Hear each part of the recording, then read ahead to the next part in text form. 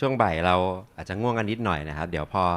มีท่านวิทยากรมาเล่าน่าจะตื่นกันนะครับช่วงบ่ายนะครับจะเป็นเรื่องการติดตั้งเสาวัดลมนะครับผู้เชี่ยวชาญจะมาเองแล้วจังจะเป็นเรื่องการคัดเลือกเทคโนโลยีนะครับช่วงบ่ายก็เหมือนช่วงเช้าก็คือเราจะมีถามคำถามตอนจบเหมือนกันแล้วก็มีแจกรางวัลเหมือนเดิมนะครับบัตร Starbucks ใครที่ดูไลฟ์สตรีมอยู่ก็ตั้งใจฟังเราจะได้ตอบคำถามกันได้นะครับตอนนี้คิดว่าถึงเวลากันแล้วนะครับขอเชิญทาง Strong Engineering ขึ้นเวทีได้เลยครับ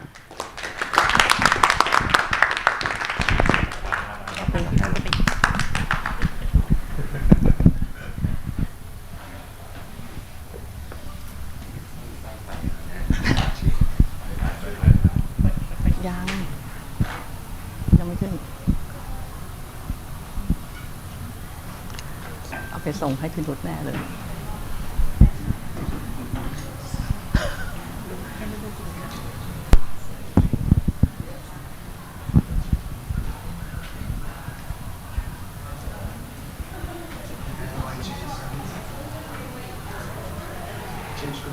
สไลด์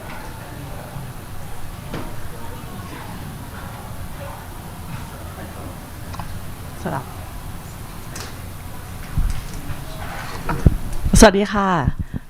ขออนุญาตแนะนำตัวก่อนนะคะวิสาวัฒนาการกิจนะคะจากบริษัท Strong Engineering and Consultant จำกัดนะคะวันนี้ต้องขอบคุณพี่ต่อมากๆนะคะที่ให้โอกาสให้สามาแนะนำเกี่ยวกับการติดตั้งแล้วก็ความสำคัญของตัวเสาวัดลมหรือสถานีวัดลมนะคะเดี๋ยวรอสไลด์สักครู่นะคะโอเคค่ะจริงๆแล้วสไลด์หน้านี้จริงๆทางมอดแม็กได้พูดเกี่ยวกับความสำคัญของตัวเสาวัดลมเกือบทั้งหมดแล้วว่าทำไมเราถึงต้องมีสถานีวัดลมงั้นเดี๋ยวสายย้ำเร็วๆอีกทีนึงเดี๋ยวไปลงในรายละเอียดว่าสตรองทำอะไรบ้างแล้วก็ความถูกต้องความcompile IC standard ของตัวเสาวัดลมเนี่ยควรออกแบบควรทำยังไงนะคะ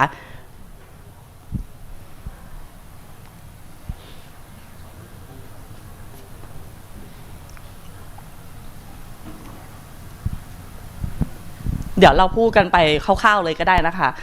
จริงๆแล้วตัวสถานีวัดลมนะคะอย่างที่ทางมอดแม็กเคยก่อนหน้านี้ที่มอดแม็กพูดไปว่าความสำคัญทำไมถึงต้องมีตัวเสาวัดลมทำไมต้องมีสถานีวัดลมคืออย่างแรกเลยเนี่ยสำหรับประเทศไทยก่อนนะคะคือหนึ่งในrequireของตัวของกคพ.คุณจะยื่นบิดเนี่ยอย่างน้อยในโครงการคุณจะต้องมีเสาวัดลมอันนี้ข้อแรก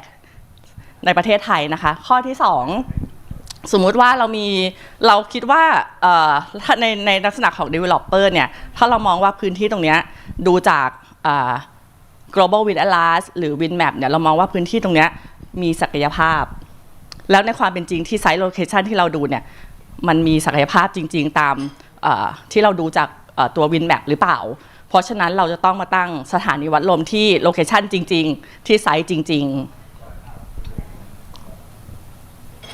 อันที่3การที่เรารู้ว่าสถานที่ที่เราจะ develop โครงการเนี่ยมีค่า wind speed เท่าไหร่ wind direction เท่าไหร่เนี่ยมันก็เอามาประกอบการใช้ในการทำ feasibility ทำ financial model ทำ project finance ซึ่งตรงนี้ก็คือมีความสำคัญในการที่เราจะทำให้โครงการเราไปต่อได้ไหมรู้ว่าค่าอะไรที่เราจะต้องเตรียมตัวหรือพัฒนา4ก็คือการนำข้อมูลเนี่ยมาใช้ในการทำlayout หรือการเลือก turbine นะคะ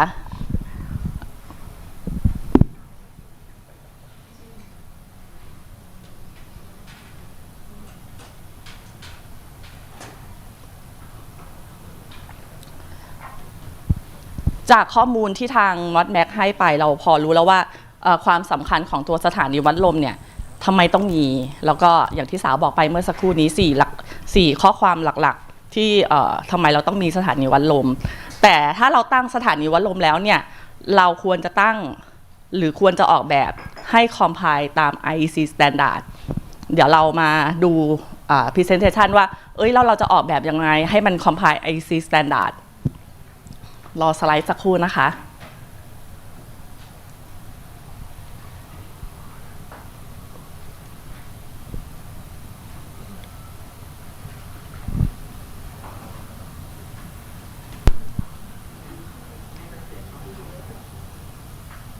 ไม่รู้ลองไปทำ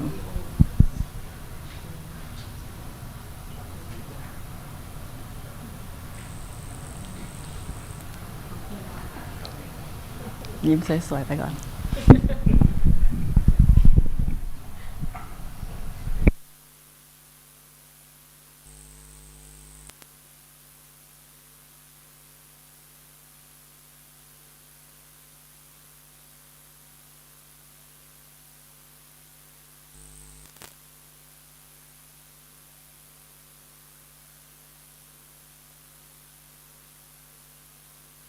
งั้นขออนุญาตโฆษณาบริษัทStrong Engineering ไปก่อนนะคะในระหว่างที่รอสไลด์บริษัท Strong Engineering นะคะเปิดมาทั้งหมด15 ปีนะคะเราเป็นตัวแทนจำหน่ายอุปกรณ์วัดลมจากบริษัท NRG นะคะจากอเมริกานะคะซึ่งวันนี้ทาง Strong ในฐานะที่เป็น Authorized Dealer ในประเทศไทยลาวพม่าแล้วก็กัมพูชาก็ได้เชิญซัพพลายเออร์มาให้ข้อมูลเกี่ยวกับตัวอุปกรณ์จากอเมริกาด้วยตัวเองเลยแล้วก็เราเป็นตัวแทนจำหน่ายตัวไรด้ายี่ห้อวินคิวซึ่งทางวินคิวก็บินมาจากฝรั่งเศสมาแนะนำตัวผลิตภัณฑ์ให้กับทางตามที่ทางสมาคมต้องการเลยค่ะแล้วก็ถ้าอยากจะตั้งเสาวัดลมที่ comply IEC standard ไม่ทิ้งงานทำงานเรียบร้อยมี preventive maintenance ที่ดีดูแลลูกค้ามอนิเตอร์ข้อมูลให้ลูกค้า Strong Engineering นะคะไม่ทิ้งงานค่ะขายของนิดนึงขอบคุณที่สไลด์ยังไม่มานะคะมีโอกาสให้ขายต่อจริงๆเรามีanemometer หลายรุ่นมากๆหลายแบรนด์ที่เราเอามาเข้าจำหน่ายผ่านทาง NRG นะคะแล้วก็ตัววินเวนเหมือนกันแล้วก็ล่าสุดทาง NRG จะลอนตัว Data Logger รุ่นใหม่ที่เราcombine Data Logger กับตัว iPad มาอยู่ในเครื่องเดียวกันเดี๋ยวเราจะมีตัวอย่างมาให้ชมด้วยค่ะถามคุณสานิดนึงนะคะเมื่อเช้าเห็นมอดแม็กบอกว่าเสาวัดลมประเทศเรามีแค่140เองของสตรองมีถึงไหนแล้วคะอุ๊ยอยากอวดจริงๆสไลด์เดี๋ยวมีวิดีโอให้ดูด้วยค่ะว่าตอนนี้เสาวัดลมที่เราทำสูงที่สุดณปีนี้200เมตรค่ะ200เมตรนะคะตั้งที่ไหนจังหวัดยโสธรค่ะสเปซิฟิกมากกว่านี้ไม่ได้แล้วนะคะ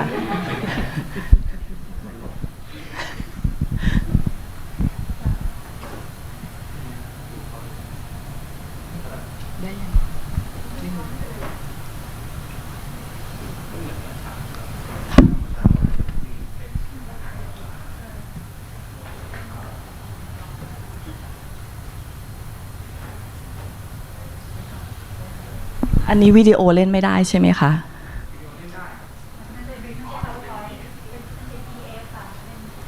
สาส่งมาเป็นไฟล์ Canva ค่ะได้ค่ะ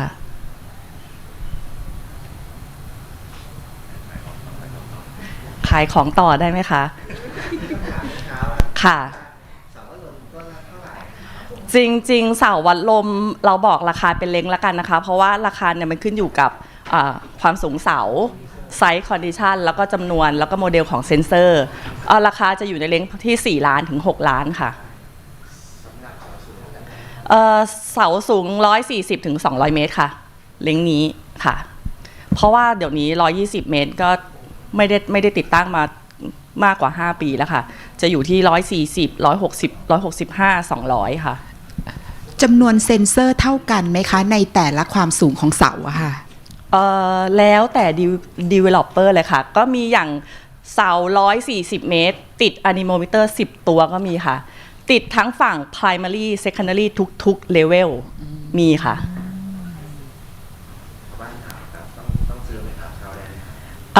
เช่ายังไม่มีค่ะแต่ว่าเราพิจารณาว่าต่อไปสตองอาจจะมีเสาวัดลมที่ไว้ให้เช่าค่ะเพราะมีคนถามมาเยอะมากแล้วก็คิดว่าปีหน้าเราจะมีไรด้าให้เช่าค่ะ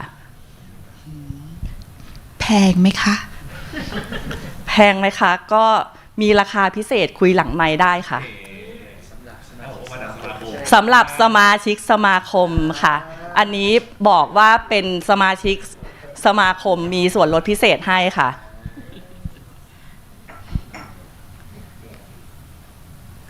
โอ้ช่วงพอดีช่วงรอเทคนิคนะคะมีคำถามมาพอดีเลยคุณแคทอีกแล้วค่ะเมื่อต้องการเริ่มติดตั้งเสาวัดลมต้องใช้ระยะเวลาประมาณเท่าไหร่ตั้งแต่เริ่มต้นจนกระทั่งถึงติดตั้งเสร็จพร้อมวัดลมได้คร่าวๆนะคะอยู่ที่ประมาณ90วันค่ะ90ค่ะบวกลบนิดหน่อยขึ้นอยู่กับไซต์คอนดิชันเช่นอยู่บนเขาเราต้องใช้เวลาในการทำถนนในการขนส่งทั้งปูนหรือขนส่งเสาแบบนี้ก็จะบวกเวลาเพิ่มนิดหน่อยค่ะหรือทำในช่วงหน้าฝนช่วงนี้ซึ่งก็จะเป็นช่วงพีเรียดที่ developer มักจะให้เราทำงานช่วงหน้าฝนตลอดเลยทำงานก็ยากน้ำก็เต็มหน้าประมาณนี้ค่ะ90วันรวมขอใบอนุญาตก่อสร้างไหมคุณสา14วันรวมแล้วค่ะ แต่ว่า14วันขออนุญาตนี่คือเป็นทั้งฝั่ง developer เป็นคนจัดการนะคะมีคำถามอีกไหมคะไม่มีเดี๋ยวขายของต่อค่ะเดี๋ยวต้องบอกคุณแคทนะคะคุณแคทมาได้เลยค่ะช่วงนี้รัวๆมาได้เลย ช่วงเทคนิคยังไม่พร้อมจริงๆวันนี้สาอาจจะไม่ได้ลงเทคนิคเยอะมากแต่ว่าถ้าอยากจะได้อินฟอร์เมชันอะไรเดี๋ยวอาจจะอีเมลหรือว่าโทรหาสาได้โดยตรงนะคะได้ไหมคะ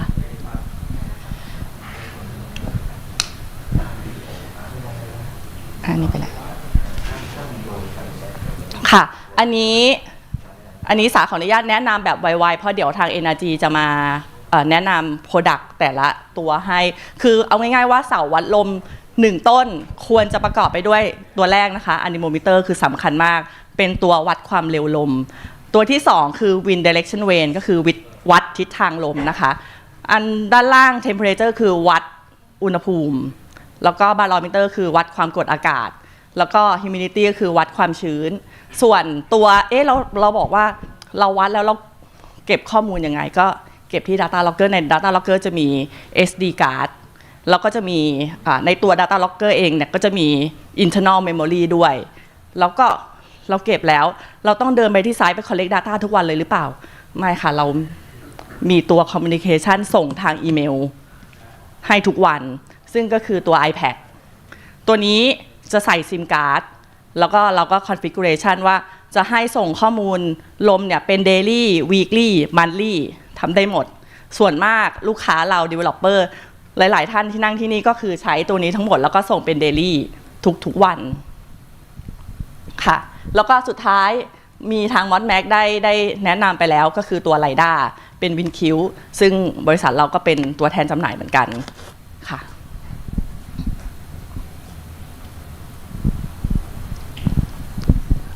ตั้งแต่พอเรารู้ว่าใน MedMass เนี่ยเราควรจะประกอบไปด้วยเซ็นเซอร์อะไรบ้างทีนี้พอเรารู้แล้วว่า MedMass เนี่ยต้องใช้เซ็นเซอร์ตามที่แจ้งมาแล้วเราพอเราจะลงไปทำงานการตั้ง MedMass เนี่ยเราต้องเริ่มต้นทำอะไรก่อนอย่างแรก Developer จะแจ้งมาว่าคุณสามีพื้นที่ที่อยากให้ไปติดตั้งเสาวัดลมโอเนอร์ให้ latitude longitude เรามาให้ boom orientation เรามาตรงนี้ทางโอเนอร์เองหรือ developer เองเนี่ยอาจจะดูข้อมูลเองดูทิศบูมเองหรือได้ข้อมูลมาจากคอนซัลท์หรือ technical advisor พอให้แขนบูมเรามาให้ area เรามาเราจะมาทำ desktop work ก่อนที่เราจะลงไซต์ survey เราจะวางผังใน Google Earth คร่าวๆก่อนว่า area ที่ต้องใช้สมมุติแล้วกันนะคะว่าณปัจจุบัน160 เมตรเสาสูง160 เมตรปกติ Strong Engineering Design การใช้พื้นที่ 60% ของความสูงเสาหรือประมาณ96 เมตรสำหรับเสาสูง160 เมตรระยะดึงประมาณ96 เมตรเผื่อพื้นที่ทำงานอีก4 เมตร เพราะฉะนั้นพื้นที่ที่ต้องใช้คิดง่ายๆคือ100เมตรรัศมีวงกลมพอเราทำ desktop work เสร็จเราแคปรูปส่งให้ทาง developer พี่คะพื้นที่ที่พี่ต้องเตรียมให้ทางสตองใช้พื้นที่ประมาณเท่านี้พี่เตรียมเช่าหรือคุยกับเจ้าของที่ดินก่อนที่เราจะลงเซอร์เวย์เสร็จ developer บอกโอเคเคลียร์เรียบร้อยสตองลงพื้นที่ทำไซต์เซอร์เวย์ค่ะไซต์เซอร์เวย์ในการลงไปไซต์เซอร์เวย์เนี่ยเราจะไม่ไซต์เซอร์เวย์อย่างเดียวเราจะพาทีมซอยเทสไปด้วยซอยเทสว่าในพื้นที่โครงการเนี่ยที่จะนำมาออกแบบงานฐานรากเนี่ยต้องเจาะสำรวจดินก่อนพอเราไซต์เซอร์เวย์ซอยเทสผลซอยเทสออกปุ๊บเราส่งให้ทางดีไซเนอร์ทางสตองออกแบบว่าต้องใช้ฟาวเดชั่นเท่าออกแบบฟาวเดชั่นหน้าตาเป็นยังไงแล้วก็เซ็นเซอร์ส่งให้ทางโอนเนอร์หรือดีเวลลอปเปอร์เนี่ยดูว่าสตองจะใช้เซ็นเซอร์สเปคแบบนี้ทาง Technical Advisor โอเคไหมใช้เท่าไหร่ตัวสตองอาจจะแนะนำหรือ Technical Advisor แนะนำมาตั้งแต่ต้นทั้งโมเดลจำนวนระยะการติดตั้งหรือถ้า Developer ใหม่ๆอยากให้สตองแนะนำโดยปกติแล้วสตองติด160 เมตรติดเซ็นเซอร์อะนิโมมิเตอร์กี่ตัวติดที่ตำแหน่งเท่าไหร่บ้างติดวินเวย์กี่ตัวติดที่ตำแหน่งเท่าไหร่บ้างเทมบาลอคิมิตติดไหมติดกี่ตัวติดตรงไหนตรงนี้สตองแนะนำได้เหมือนกันแต่ส่วนมากจะเป็น requirement ที่ Technical Advisor แนะนำทาง Developer มาแล้วพอทุกอย่าง approve ทั้งแบบเสาชนิดของเซ็นเซอร์จำนวนเซ็นเซอร์ระยะการติดตั้งพอทุกอย่าง proof สตองลงทำ base foundation ทำ construction base foundation เสร็จรอระยะปูนเสร็จตัว 7-10 วันตั้งเสาค่ะตั้งเสา160 เมตรถ้าฝนไม่ตกสตองใช้เวลาประมาณ 7-10 วันไม่เกินนี้ตั้งเสา 7-10 วันนี่คือรวมเราเช็ค alignment เรียบร้อยแล้วนะคะว่าเสาตรงพอตั้งเสาเสร็จ grounding ได้ค่าที่ต้องการแล้วเราจะเริ่มติดตั้งแขนบูมถ้า160 เมตรระยะเวลาที่เราในการตั้งแขนบูมรวมถึงเซ็นเซอร์เนี่ยจะใช้เวลาอีก3 วันถ้าฝนไม่ตกติดตั้งเรียบร้อยทั้งเสาแขนบูมเซ็นเซอร์ก็มาถึงเวลาที่เราต้อง configuration เช่นเราติดตั้ง anemometer ที่160 เมตรทางฝั่ง primary secondary แขนบูมหันไปทางทิศไหนเราต้อง config ทั้ง serial number ของตัว anemometer serial number ทิศระยะทาง scale factor ของตัวอุปกรณ์นั้นๆให้ถูกต้องต่อให้ถ้าสุดท้ายแล้วเราติดตั้งทุกอย่างครบถ้วนถูกต้องแต่ configuration ผิดทุกอย่างผิดหมด configuration เสร็จเรียบร้อยจบงานสตอง wiring recheck อุปกรณ์ถ้า developer เจ้าไหนจ้าง consult หรือ technical advisor ในการตรวจเช็คก็จะเป็นคิวของทาง technical advisor ลงตรวจหน้างาน เช่น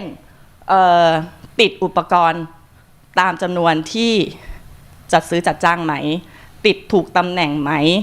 wiring ถูกต้องหรือเปล่า config ถูกต้องไหมแขนบูมติดถูกทิศไหมนี่คือหน้าที่ของ technical advisor ที่ลงมาเช็คหน้างานเสร็จถ้า in case ว่าทาง consult แขนบูมไม่ได้ alignment สตรองจะต้อง adjust ใหม่พอ adjust ใหม่สตรองต้องกลับไป commissioning ใหม่ดูว่าข้อมูลที่หลังจาก adjust เนี่ยข้อมูลมาไหมถูกต้องไหมที่เรา wiring ไว้เนี่ยยังอยู่ไหมก็กลับไป commissioning จบเสร็จงานของสตรองค่ะทีนี้เดี๋ยวสาขออนุญาตลงเทคนิคนิดเดียวเพราะโดยปกติแล้วตรงเนี้ยทาง Technical Advisor จะเป็นคนแนะนำแต่เราจะบอกว่าทำไมถึงต้องเป็นสตรองเพราะว่าเราดีไซน์เสาดีไซน์ตัวแขนบูมคอมไพล์ตามสแตนดาร์ดตัวนี้จะเป็นตัวสแตนดาร์ดใหม่ที่ใช้สำหรับเบ็ดแมสโดยเฉพาะก็คือ IEC 61400/50/1 ปี 2022 ความสำคัญของตัวท็อปบูม อย่างแรกที่เราต้องคำนึงถึงก็คือระยะห่างของตัวเซ็นเซอร์ของ2ตัวต้องไม่น้อยกว่า 2.5 และต้องไม่มากกว่า4 เมตรสตองออกแบบที่ระยะ 2.5 เมตรแต่จะมีคำตอบว่าทำไมถึง 2.5 อีกทีนึงนะคะแล้วก็มันกลับไปนิดนึงแล้วสิ่งที่สำคัญอีกอย่างหนึ่งก็คือตั้งแต่ตัวความสูงของตัวอะนิโมมิเตอร์ตัวบนสุดยาวลงมา4 เมตรถ้าจะติดอุปกรณ์ในกรณีถ้าจะติดอุปกรณ์ในระยะนี้ต้องติดอยู่ในฮาล์ฟโคน11:1ฮาล์ฟโคน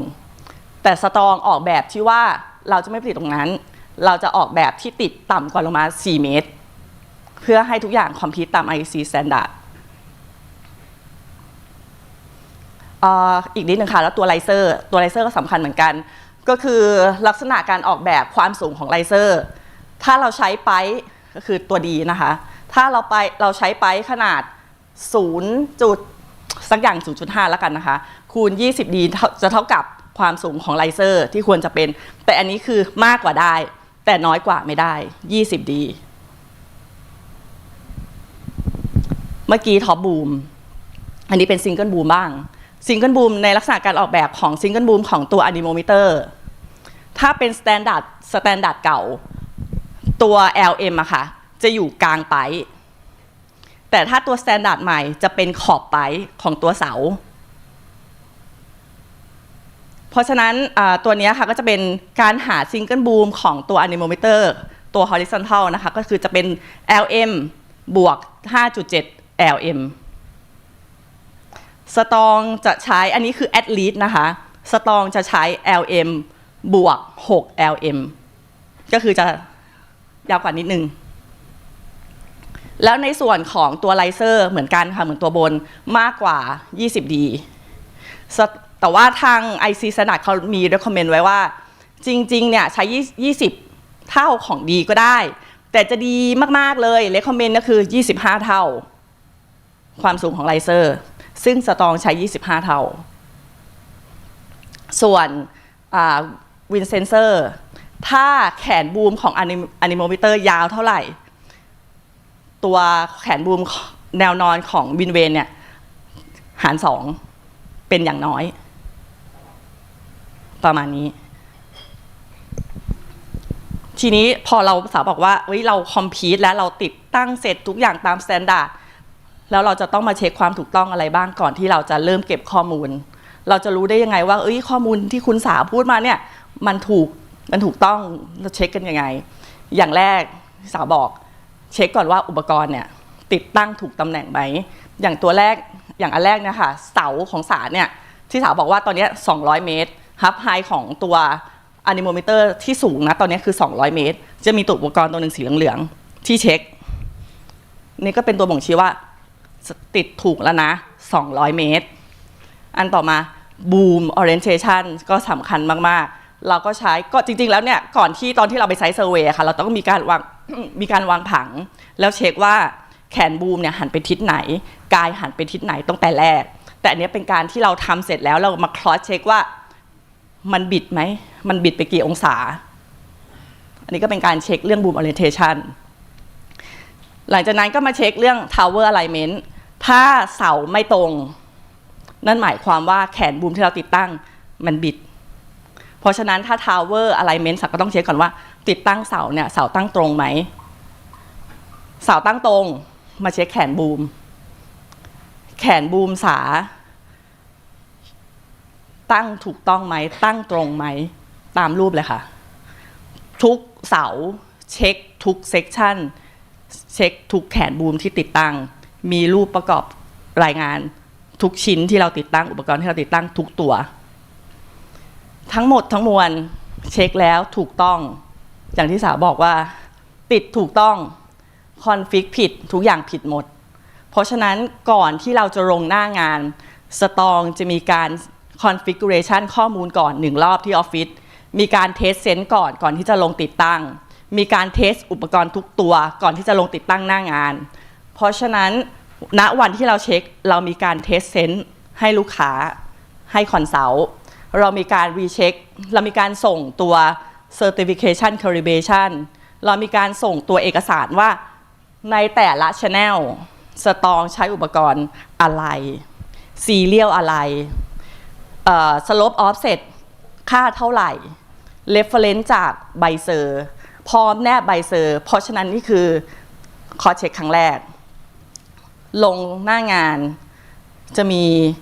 ทางทีมเราเช็คอีกรอบก่อนที่จะออกจากไซต์แต่ถ้าทาง developer มีคอนซัลท์ก็จะเป็นคนเช็คค่าคอนฟิกอีกรอบหนึ่งเหมือนกันก่อนที่จะออกจากไซต์เพราะฉะนั้นทั้งหมดเนี้ยก็คือการคอสเช็คการรีเช็คว่าทุกอย่างเราติดตั้งถูกต้องเราคอนฟิกูเรชันถูกต้องถึงจะส่งมอบงานเพื่อให้มั่นใจว่าเสาที่เราตั้งอุปกรณ์ที่เราติดตั้งถูกต้องคอนฟิกูเรชันถูกต้องลูกค้าได้ข้อมูลที่ถูกต้อง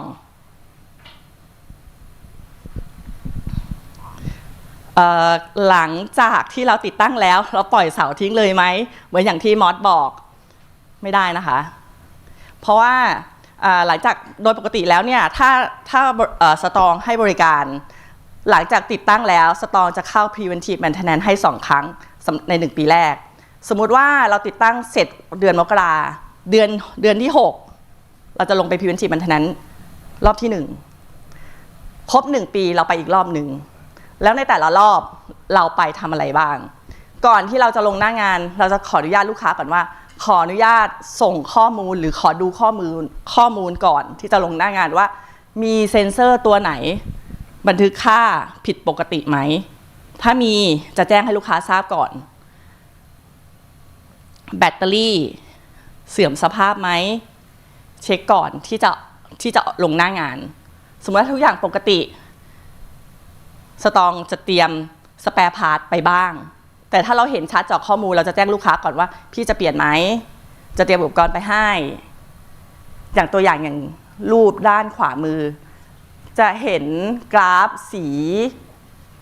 ด้านขวามือค่ะที่เป็นกราฟตกลงมาตรงนี้บ่งชี้ว่าโชว์ default ว่า anemometer ที่140ฝั่งทิศเหนือแล้วก็ฝั่งทิศใต้เสียแจ้งลูกค้าสาวโทรแจ้งลูกค้าว่าanemometer ฝั่ง140 เมตรเนี่ยฝั่งทางทิศเหนือฝั่งทางทิศใต้เนี่ยเสียนะจะเปลี่ยนไหมเราจะอาจจะขออนุญาตเข้าไปดูหลอกไฟล์พิจารณาช่วยเราจะพิจารณาช่วยพิจารณาว่ามันเสียจากอะไรดูจากหลอกไฟล์ช่วยทางลูกค้าพิจารณาซึ่ง2ตัวนี้เป็นตัวที่สำคัญเพราะเป็นตัวท็อปสุดแล้วก็เสียทั้งคู่ด้วยก็จะแนะนำว่าควรจะเปลี่ยนก่อนพอเราได้ข้อมูลทุกอย่างแล้วก่อนที่เราจะลงหน้างานพอลงหน้างานสิ่งแรกที่เราจะเช็คคือเราเช็ค tower alignment ก่อนยังตั้งตรงอยู่ไหมถ้าไม่ตรงเราจะ adjust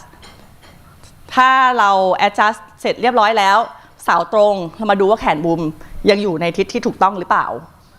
ยังตั้งตรงอยู่ไหมถ้าตรงก็ผ่านแต่ถ้าไม่ตรงเราจะขึ้นไป adjust ทุกครั้งเช็คค่า tension ว่ายังอยู่ในเลนส์ที่ทางดีไซเนอร์เราออกแบบไว้หรือเปล่าเช็คตามสลิงต่างๆว่ามีสนิมขึ้นไหมมีขี้เกลือเกาะไหมสุดท้ายเช็คค่ากราวถ้าในกรณีที่มีการเปลี่ยนอุปกรณ์เราก็จะขึ้นเปลี่ยนอุปกรณ์ให้2 รอบแรก2 รอบ6 เดือนกับ12 เดือนทุกการเซอร์วิสฟรียกเว้นค่าอุปกรณ์อันนี้เป็นวิวัฒนาการของเสาในประเทศไทยแล้วกันค่ะที่ผ่านมือสตรองมาก็เริ่มตั้งแต่ประมาณความสูงประมาณ100 เมตร140 เมตร154 155 เมตร160 เมตร165 เมตรแล้วก็ตอนนี้200 เมตรเสาที่โชว์ในวิดีโอนี้ค่ะจะเป็นเสาตัวความสูง200 เมตรใช้พื้นที่102 เมตรรัศมีวงกลมในการดึงสเตย์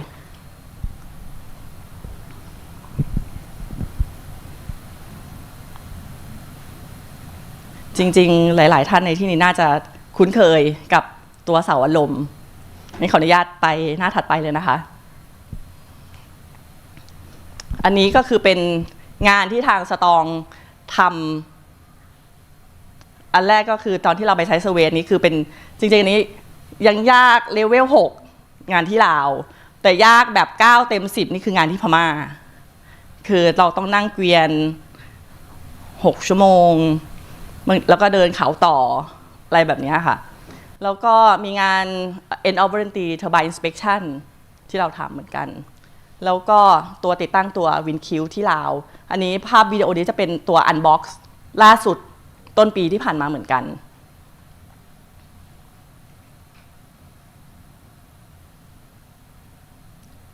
แนะนำว่าถ้าหมด1 ปีแล้วจบ1 ปีของตัวสถานีวัดลมแล้วแนะนำว่าให้ทำ preventive อย่างน้อย1 ครั้งต่อปี at least นะคะไม่ควรปล่อยเสาทิ้งไว้เลยเคยมีอยู่โครงการหนึ่งที่ติดตั้งไปแล้ว5 ปีไม่เคยไปดูไม่เคยกลับเข้าไปดูแลเสาเลยสลิงอยู่ใกล้ตอนนั้นไซต์นี้อยู่ใกล้ทะเลสลิงเกือบขาดเพราะว่าตัวเกลือค่ะขี้เกลือมันกัดจนตัวสลิงอะค่ะเกือบขาดประมาณนี้ค่ะขออนุญาตจบการแนะนำเกี่ยวกับการตั้งสถานีวัดลมแต่เพียงเท่านี้นะคะมีคำถามอะไรถามได้เลยนะคะ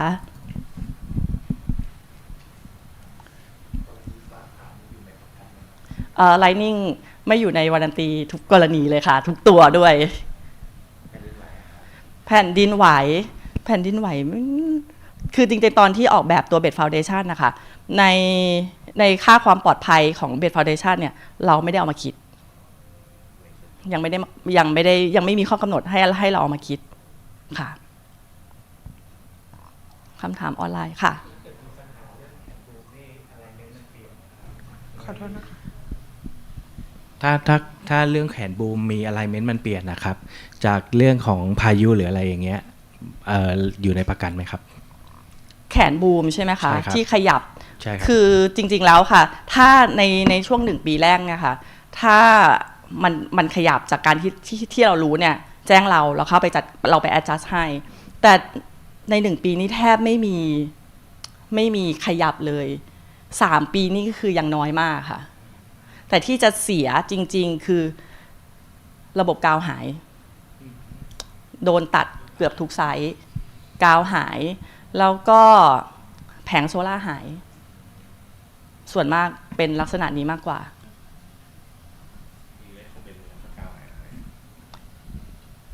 เราไม่ใช้ทองแดงเปลี่ยนจากดีไซน์ที่ใช้ทองแดง70 สแควร์มิลเปลี่ยนมาใช้อลูมิเนียม120 สแควร์มิลแทนค่ะเขารู้ค่ะเขาคือผู้เชี่ยวชาญในการแสวงหาจริงๆเขาคือผู้เชี่ยวชาญคือหายเกือบทุกไซส์เลยค่ะแล้วเอาไปแบบว่าไร้รอยขีดข่วนด้วยนะทั้งสายใช่คือเขาเอาไปแบบสวยงามอุปกรณ์พร้อมในการมาตัดแบบมีเป็นงานอาร์ตแชร์นิดนึงครับถ้าเกิดทุกท่านอ่านข่าวจะเห็นว่าช่วงนี้ออกข่าวที่ญี่ปุ่นใช่ไหมครับญี่ปุ่นโซล่าฟาร์มโดนตัดเอาสายไฟไปก็เหมือนกันก็คนไทยนั่นแหละที่นั่นเอาไปก็มีปัญหากันเยอะครับแล้วถามแบบชาวบ้านอีกทีหนึ่งพวก Data Logger แผงโซล่าเนี่ยนะครับเราเอาไปไว้ข้างบนได้ไหมครับมันจะได้ไม่โดนเอาไปง่ายๆคือสิ่งที่หายเนี่ยคือมันไม่ใช่ตัว Data Logger เพราะเขาไม่รู้ว่าจะเอา Data Logger ไปทำอะไรสิ่งที่จะหายคือแผงโซลาร์เซลล์แต่ถ้าถามว่ายังน้อยกว่าสายทองแดงใช่ค่ะสายทองแดงคือหายทุกไซส์อาจจะมาเป็นละรอบแรกอาจจะมาแค่2 กายรอบที่2จะมาเอาตัวตรงฐานกลางหรือถ้าขัดสนมากๆไปหมดเลยทีเดียวเรามีแท็กติกอะไรไหมครับในการแก้ไขปัญหาพวกนี้ครับคืออย่างที่แจ้งค่ะคือเราเปลี่ยนจากทองแดงอะค่ะไปเป็นอลูมิเนียมซึ่งไซส์ใหญ่ขึ้นแล้วก็การนำไฟฟ้าไม่ต่างจากทองแดงเพราะว่าเราเพิ่มขนาดของตัวอลูมิเนียมไซส์น่าจะแทบทุกไซส์น่าจะเจอแทบจะทุกโครงการน่าจะเจอไม่มากก็น้อยค่ะฟ้าผ่านี่เคยเกิดเหตุให้เสาเสียหายมากแล้วหรือยัง สำหรับตัวเสาโครงสร้างเสาไม่เคยค่ะมีแต่ตัวอุปกรณ์ล่าสุดเลยที่โชว์ Data เมื่อสักครู่เนี้ยค่ะคือที่โชว์ default จริงๆอะค่ะโชว์แค่3ตัวคือ140 เมตรฝั่ง primary secondary แล้วก็120 เมตรแต่ตอนที่เราไปรีเช็คเนี่ยแล้วคุยกับทาง owner เนี่ยเราลื้อลงหมดทุกตัวที่ตูดของตัว anemometer ค่ะมีรอยไหม้ติด10ตัวนี่จะประมาณ7ตัวที่มีรอยไหม้ค่ะเรามาดูหลอกไฟล์ว่าอุ๊ยทำไมมันถึงเกิดขึ้นเยอะขนาดนี้หลอกไฟล์โชว์ว่า high current หลายรอบมากนั่นหมายความไม่ได้ลงรอบเดียวค่ะแล้วถ้าเกิดอุปกรณ์ที่วัดค่ะเสียหายไปแล้วก็กว่าเราจะรู้ก็อาจจะผ่านไปประมาณเดือนนึงละแล้วพอมาเปลี่ยนค่ะข้อมูลช่วงที่หายไปอะค่ะมันยังอยู่ไหมคะถ้าเกิด default คือค่าที่บันทึกได้เป็น default เลยค่ะ 0.23 เมตร per sec เพราะฉะนั้นการ monitoring ข้อมูลสำคัญมากๆค่ะถ้ารู้รีบแจ้งเราเพราะว่า strong มีสต็อกทุกตัวอุปกรณ์ของตัวล็อกเตอร์มันเก็บวันละครั้งมันเก็บแซมปิ้งทุกๆ10 นาทีเราเซตได้ค่ะแล้วก็บันทึกไว้แล้วก็เราเซตให้มันส่ง1 ครั้งต่อวันเป็นเดลี่ค่ะ1 ครั้งต่อวันหมายถึงว่าหรือว่าเป็นค่ามาทั้งหมดเลยค่ะแต่ว่าเราเลือกดูได้ค่ะมีคำถามอีกไหมคะถ้าไม่ได้เอฟเฟกต์ถึงตัว iPad ส่งค่ะเพราะว่าอย่างที่เมื่อสักครู่ค่ะที่โชว์ให้เห็นว่าตัว anemometer เสียโชว์ default 3 ตัวเนี่ยส่งข้อมูลปกติแล้วทำให้เราเห็นว่าเราดูข้อมูลแล้วเราเห็นว่า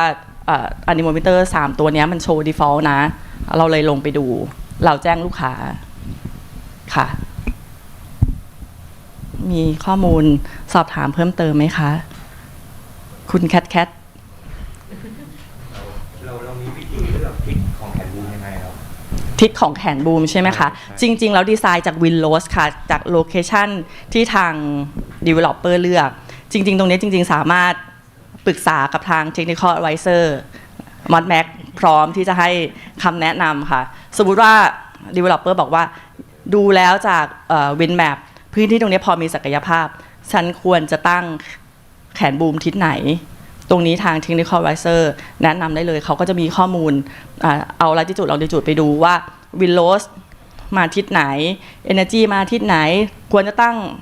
หันแขนบูมวัดทิศไหนทาง Technical Advisor แนะนำได้ค่ะมีข้อมูลสอบถามเพิ่มเติมไหมคะเดี๋ยวค่ะพี่ต่อเดี๋ยวขออนุญาตตอบแบบง่ายๆครับจริงๆก็ก่อนเราจะไปเราก็จะต้องเลือกจาก WinMap อยู่แล้วเนาะหรือที่อะไรก็ตามที่เรามีข้อมูลที่พอมีอยู่ในมือใช่ไหมครับเราก็เลือกทิศที่ลมพัดมาบ่อยที่สุดแรงที่สุดแล้วก็ตั้งแขนบูมตั้งฉากกับทิศนั้นอันนี้เป็นหลักการง่ายๆนะครับมีคำถามอีกว่าจะถามอยู่เหมือนกันแต่ปกติจะไม่ค่อยเกิดถ้าเรามี analysis บางคนบอกว่าถ้าติดไปแล้วมันไม่ตรงไม่ตั้งฉากกับตอนแรกที่คิดเอาไว้จะเป็นยังไงจริงๆก็ทำได้2 อย่างนะถ้ารวยหน่อยก็สั่งปรับเลยนะครับก็เขาบริการดีมากครับสมราคาต้องพูดอย่างนี้นะสมราคานะครับแต่ถ้าเกิดไม่อย่างนั้นก็ใช้วิธีปรับแก้ในตัวของตัว configuration ได้นะครับอันนี้มันเป็นแค่ไกด์ไลน์เฉยๆเราก็พยายามตั้งฉากกับลมที่มาให้มากที่สุดโชคดีที่ประเทศไทยเรามันมีลม dominate อยู่ถ้าเป็นต่างประเทศมันมาหลายทางนะจะเลือกยากนิดนึงครับอย่างไรก็ตามแต่มีสวิตช์ครับพี่มีสวิตช์ครับขอบคุณค่ะมีคำถามเพิ่มเติมไหมคะเดี๋ยวถ้าอย่างนั้นจะขออนุญาตให้ทาง Energy แนะนำตัว Product แล้วก็ดีเทลของอุปกรณ์วัดต่างๆ Yes Stephen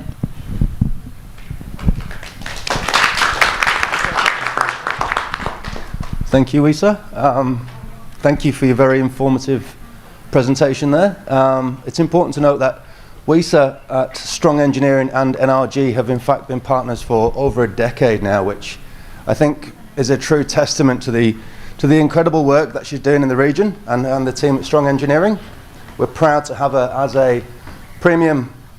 authorised partner of ours. I'll just get the clicker.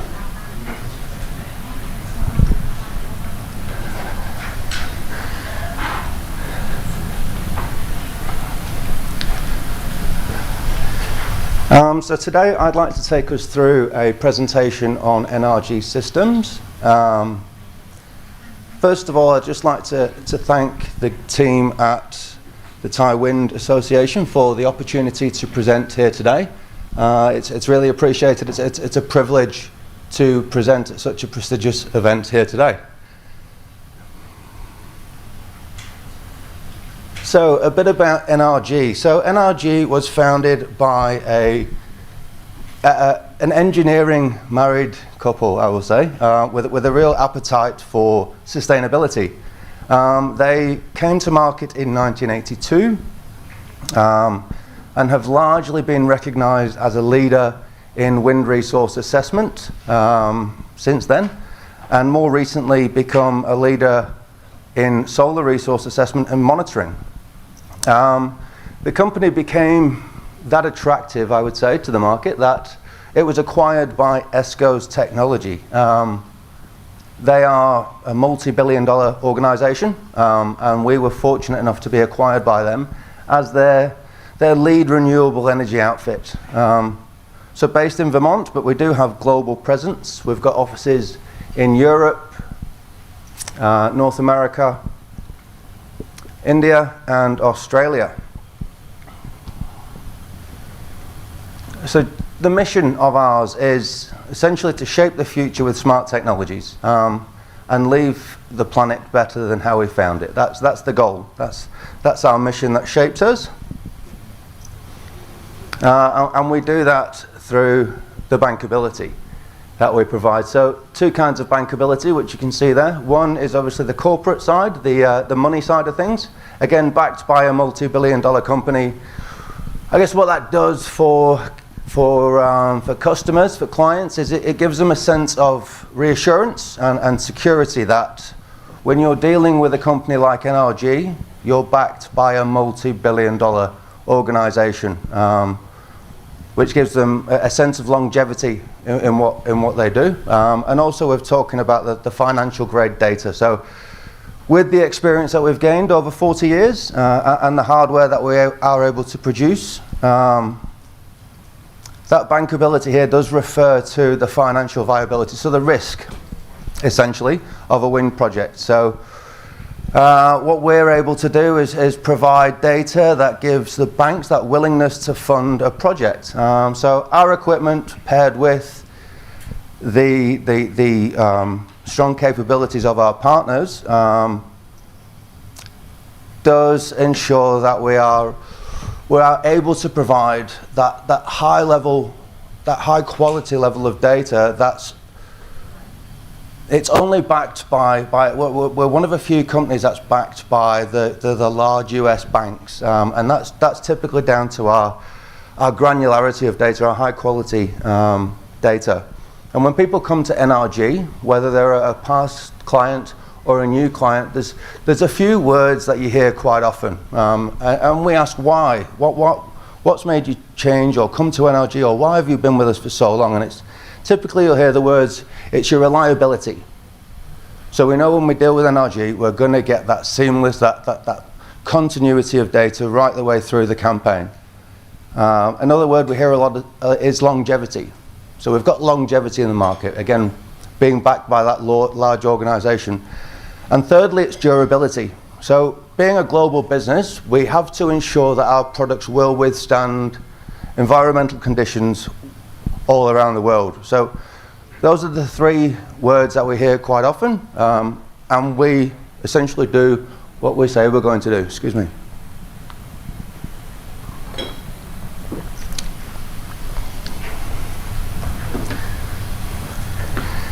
Now, a slide here, it's not so much bragging, it's just a an understanding of who does business with NRG. So we've got some giants in the industry on the screen there, and it's important to note that the names that you see on this slide are not only companies who choose to use NRG,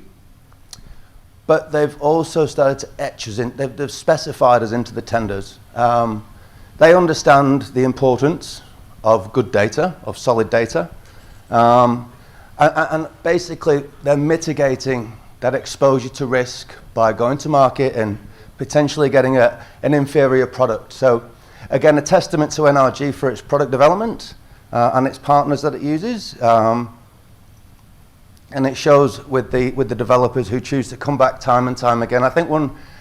very important thing that I heard whilst I was in America doing my training was companies who choose to use NRG products typically don't use another product moving forward. So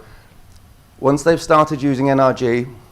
they'll use it forever thereafter. So just a touch on our technology overview here. So again, all about the data. So understanding that the NRG's wind and solar ecosystems is changing the way we manage data. In fact, how the industry manages data. So we do pride ourselves on being a provider for turnkey solutions. We couldn't do that without our terrific partners. And once operational, what we can do then is we can determine schedules for operations and maintenance. So again, understanding the costs of ongoing projects, we're able to understand that during the campaigns, so we're ensuring optimization throughout that project. I think there's a tagline to be used for this, and it's the high cost of cheap products. I think we're all aware that the difference is in quality, the difference is in costs, but the magnitude that cheap products can have on a project by loss of data, it's something that we choose not to compromise on.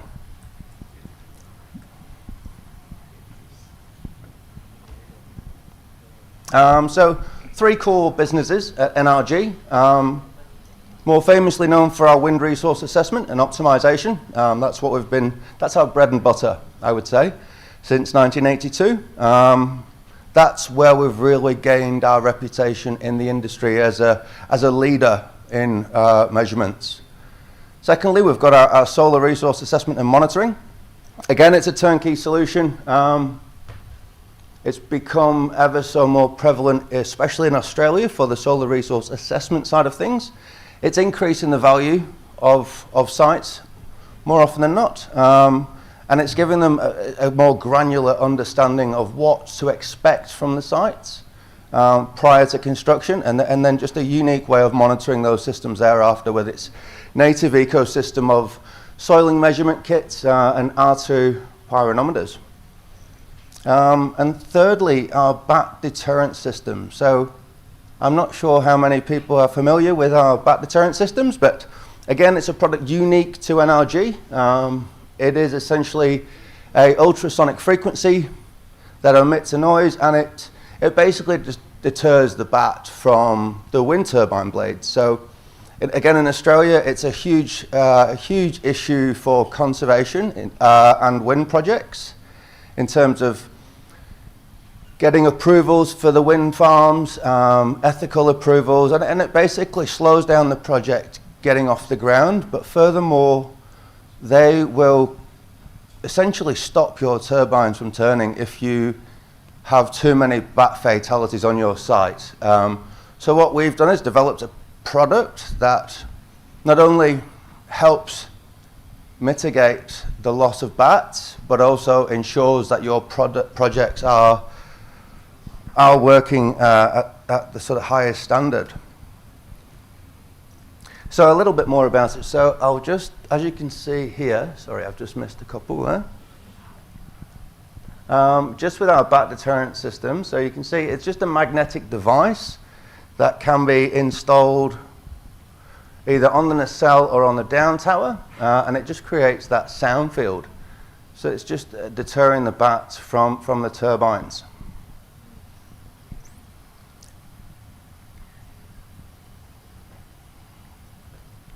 And from there, we passed around some cards just a little while ago, just on the NRG cloud. Again, important to note, it is an NRG native product, and we'd encourage anyone who uses NRG products to use the cloud. What it does is it gives you the ability to have a 1 second increment of what every single product of NRGs that you've purchased is doing on site. So it's basically live. So that cloud comes in two forms. We've got a silver and a gold version, basically. But anyone who has a wind or solar project or even a bat deterrent system, we'd encourage you to use the cloud for that visibility to ensure that your projects are as profitable as possible.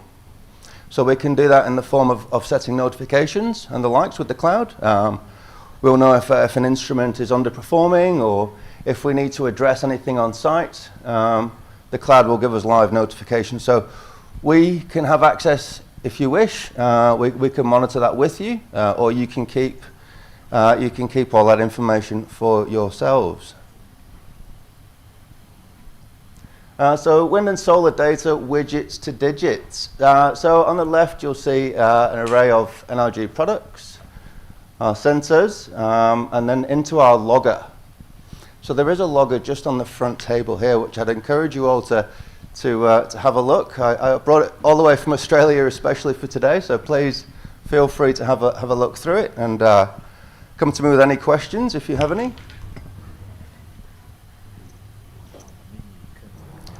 So our latest and greatest logger Met. A quick overview on the logger Met. So this is designed for both wind and solar projects, providing they're relatively co-located. We can get data from both sites there as well. And there is an option for monitoring BESS systems as well. So we know into dispatch power. We're all pretty familiar about the recent incident in Spain and understanding about power needs, power requirements. We've got the ability to integrate things like that into our logger.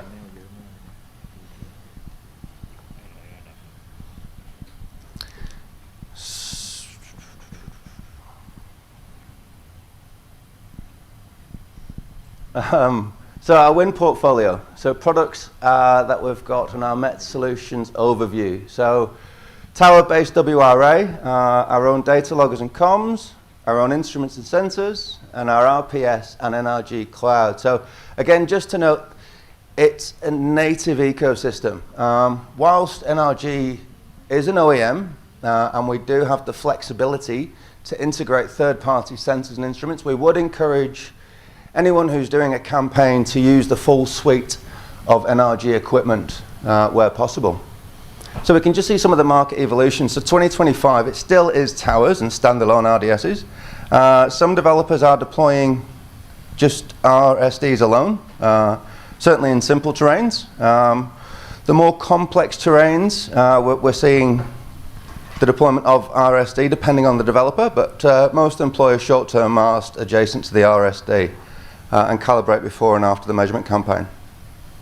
So whilst the ratio of RSD is decreasing over time, towers will always be utilised, but decreasing in numbers as we evolve. So the all-important IEC standards. So important to note again, the IEC 61400-12-1, the power performance standard. So even though this standard pertains to power performance, the standard was referenced for decades for WRA. The -12-1 standard was broken up into many standards, including the -12-1 ED, which now contains requirements for power performance only. And the standard contains important content for WRA, including anemometer, RSD calibration classification, boom mounting orientations, and uncertainty analysis.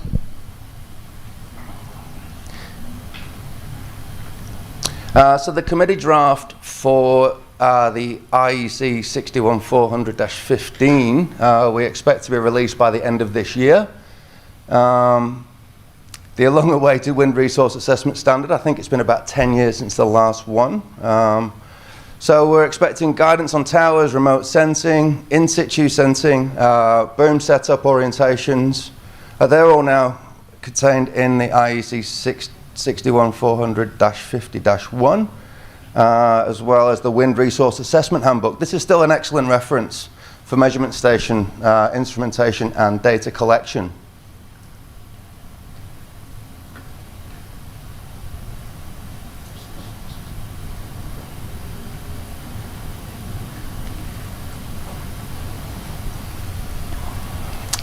So,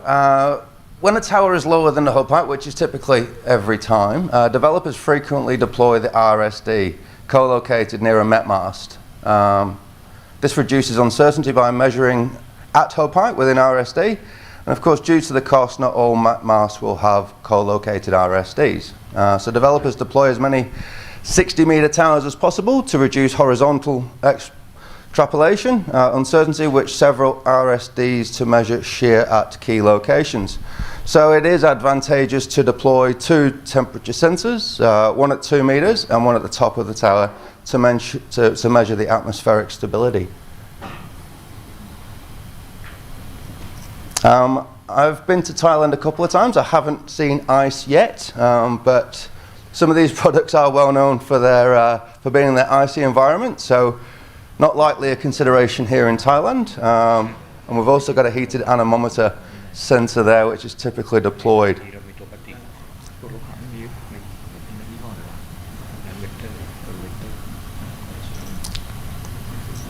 So our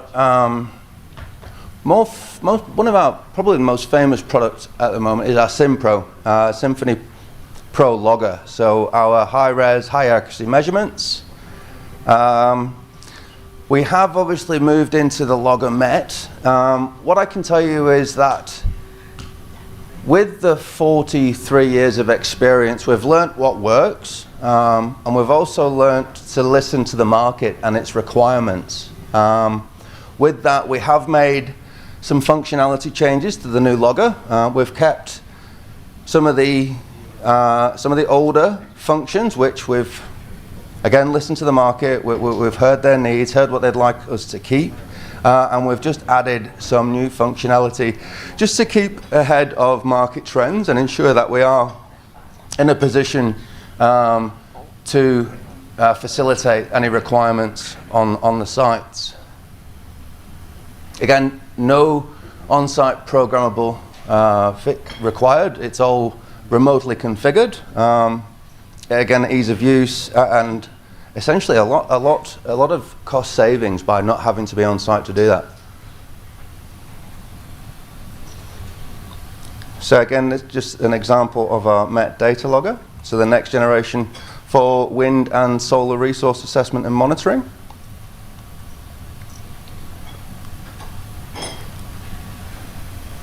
And then just a bit of an understanding of how it all sort of comes together, so that you can see the core design themes of that new logger MET. So as we're all aware, there is an emphasis on data security. We've taken note of that and we've put it at the top of our priorities. So security for us is paramount, and that will show in our logger in terms of encryption codes, passwords, usernames, etc. Again, this is coming with 4 decades of experience, understanding what's required for your projects. And a high-level overview of all the functions of the logger. Without reading from the slide, you can see there are a lot of offerings here, a lot of functionalities of this logger. What I would encourage, if you like a deeper dive into the logger, a more granular look at that, we would be happy to provide a more personal presentation specifically for the logger MET. The functions of this logger, you could talk to them for a couple of hours just on the logger alone. It is providing an enormity of granularity and flexibility.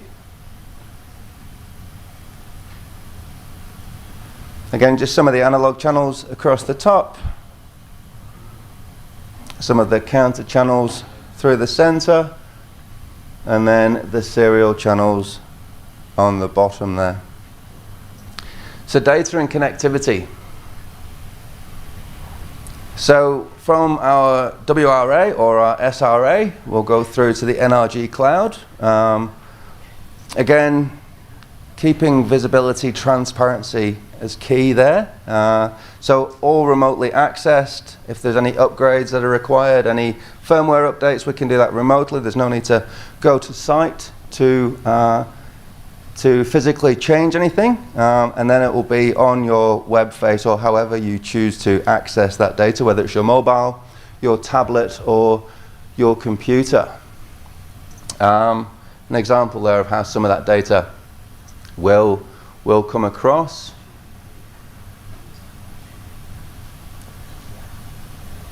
And then just the 4 file types created and stored. So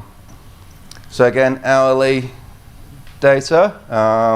were required. Statistical intervals at 1, 5, and 10 minutes applies to all our logger channels, and 1 second data on a per channel basis where required. So just that types of data that you can receive and when you want to receive it. So at the top of each hour, or when you choose,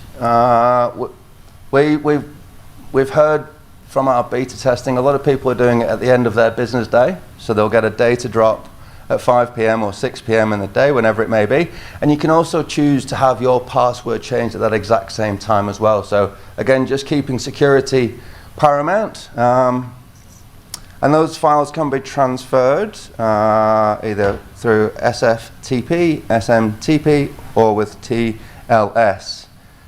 And again, the NRG cloud is optional, but it will provide that data collection and storage across your whole fleet.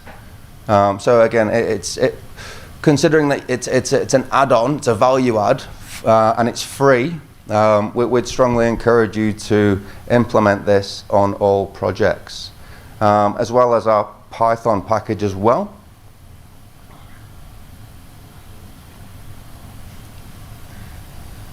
So here is what our Python package will look like. And then into the Met configuration. So our first release of the NRG cloud was back last year, I think it was July last year. So remote monitoring and configuration, again, across the whole fleet, and monitor and manage faults and warnings on the go. So again, if it's entirely up to the consumer or the customer, but we can play a pivotal role in monitoring your sites and be proactive if there are any warnings. It does act like a sort of a triage, like a traffic light system, a green, orange, and red. And if they're amber or orange or red, then it's time to act. But again, having that support from NRG globally, just to ensure that your projects are optimally performing. Again, this is important for challenging terrains, sites that have got difficult access, and the likes. We can remote everything there.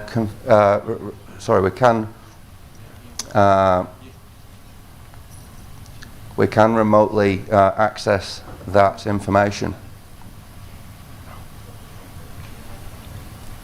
So just a quick slide on how we access the view, and then just getting down into the granularity of things, where the site is, going through the different instruments and sensors on the site, the different voltages there, and down into just the landscape mode, which is basically just when you hold your phone on its side. So again, it's really easy and on the go to use in terms of you can use your mobile phone, You can use a tablet. You don't have to be sat there with a cable plugged into something for hours on end. The idea behind our technology is ease of use, and that's quite apparent with our cloud and various other offerings. Again, just some of the pages that you'll come across with our Logomet configuration through the cloud. So whether you're on site in your office or you choose to have us configure for you, there is 6 easy steps to do so. And again, ease of use, efficiency. I think we're saving a lot in terms of efficiencies there. It's saving a lot of time on site. And then just the browser base. So you are getting a little bit more from the browser. For instance, where you're seeing status on the top left corner there, once you click that and drop down, that'll give you options such as password changes, when you would like your data to be transferred. You can see there we're sending the data through at 2 minutes past 7 in the morning. Again, that's entirely up to yourself when you get your data sent to you. Again, we've heard that it's usually around 5-6 p.m. seems to be quite a common time.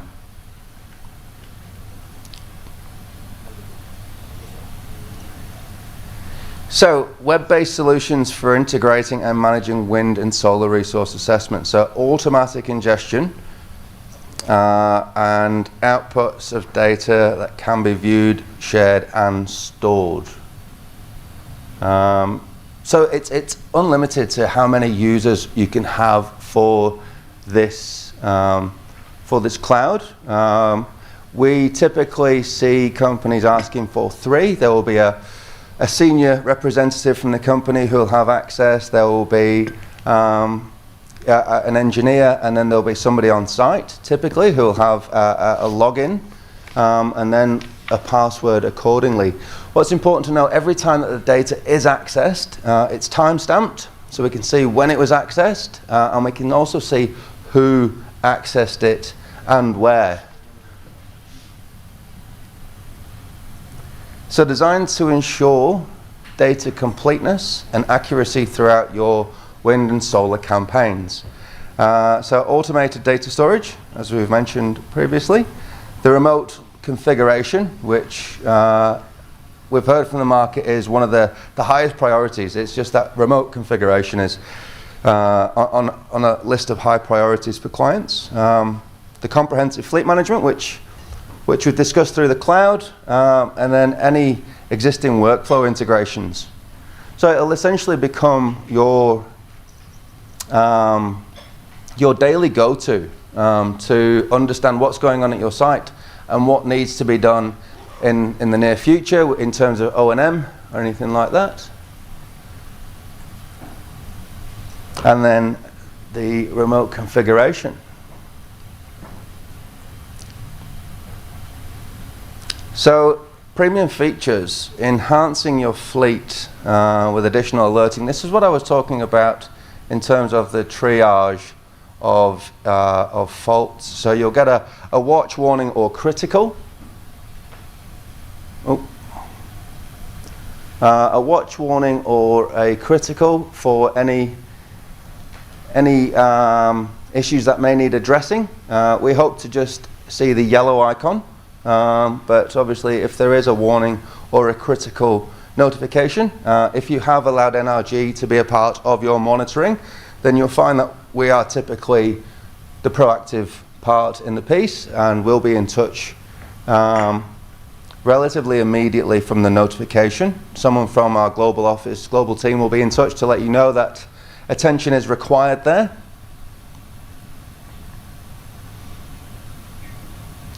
And then the interface. So again, going from your campaign, the data will push through to the cloud, it will get automatically ingested and stored, and then you'll be able to see it in simple terms on the web interface.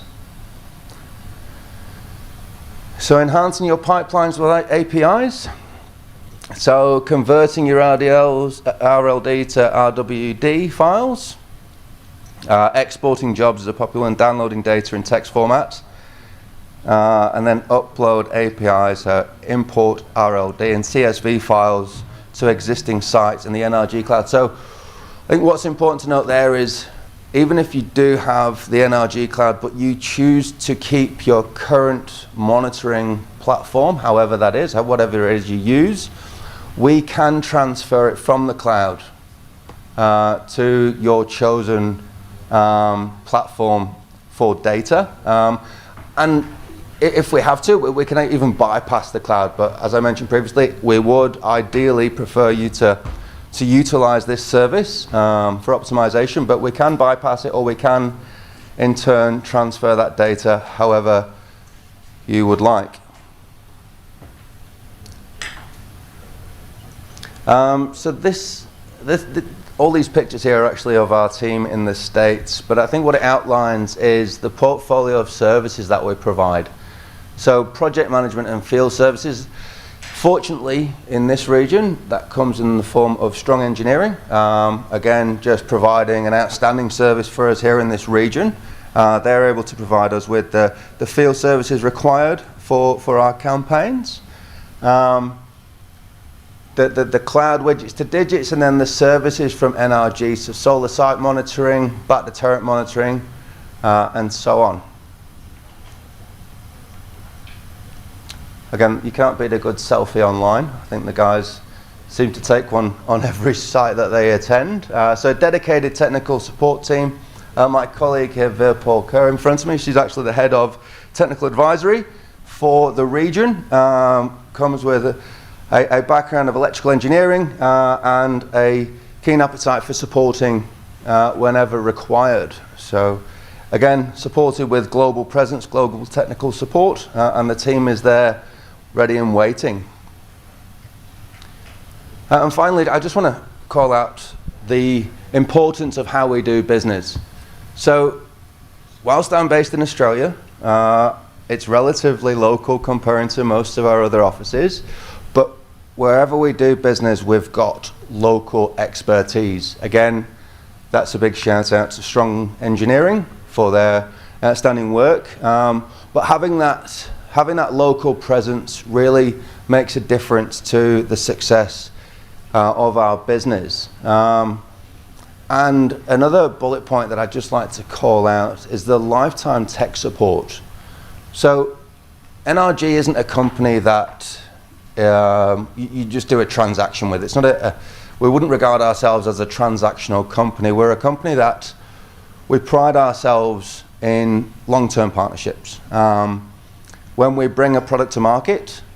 we expect that product to be in the market for 25 to 30 years, depending on the application. So when we do bring a product to market, you can be assured that it's going to do what we say it's going to do. It's a relatively small industry, and reputation is everything, and we're well aware of that. So in terms of technical support, we're going to be there around the clock for the whole duration of your campaign, with confidence. Thank you very much.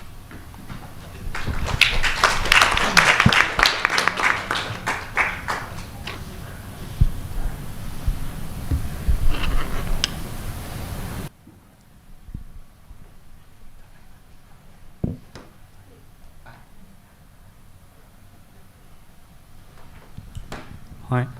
thank you for the presentation. I have just one short question, which is the technology that I've just seen here firsthand, and it seems really interesting, is on the bat deterrent. So my question is solely based on environmental perspective, is that this ultrasonic, maybe a pulse or a system, does it have any negative impact to the bat themselves or not? Yeah, it's a great question, and it's asked quite often because of the importance of conservation and the importance of bat population. The short answer is no, it doesn't have a negative impact on the bat.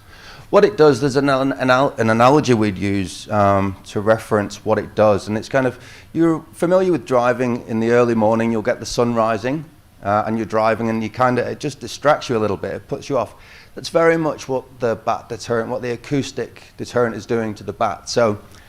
if it sends off an echolocation and there is some prey, some insects in the air that it's bouncing back off, the deterrent will sort of mix up those signals. So then the bat is deterred from the turbine blades. A lot of research gone into it. We've got a lot of case studies out there. I'm actually just in the middle of a peer review for a scientific journal currently for the bat deterrent system. It's becoming ever more important as we sort of try and transition through this renewable phase whilst ensuring that biodiversity conservation is still being cared for as well.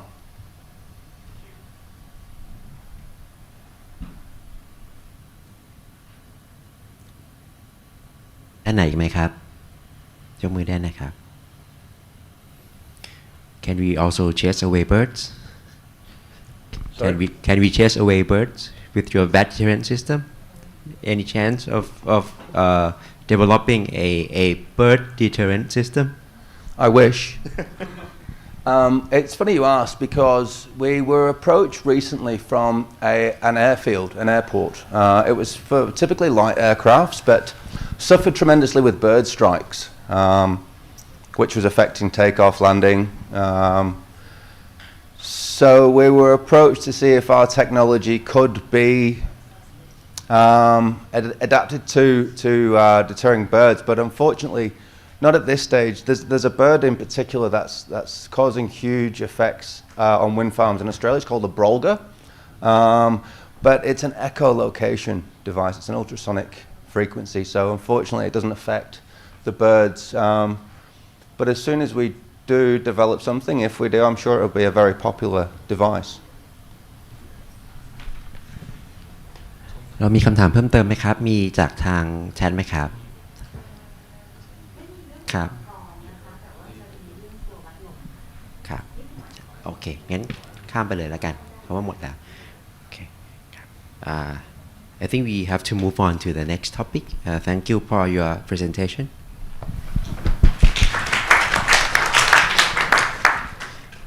ครับ ต่อไปนะครับ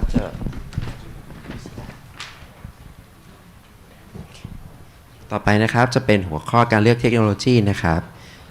โดยคุณแอนเดอร์สันจากทาง Sany อ๋อใช่มีเดี๋ยวจะมีต่ออีกท่านหนึ่งนะครับมีเวลาแป๊บหนึ่งเรามีเวลาพอสมควร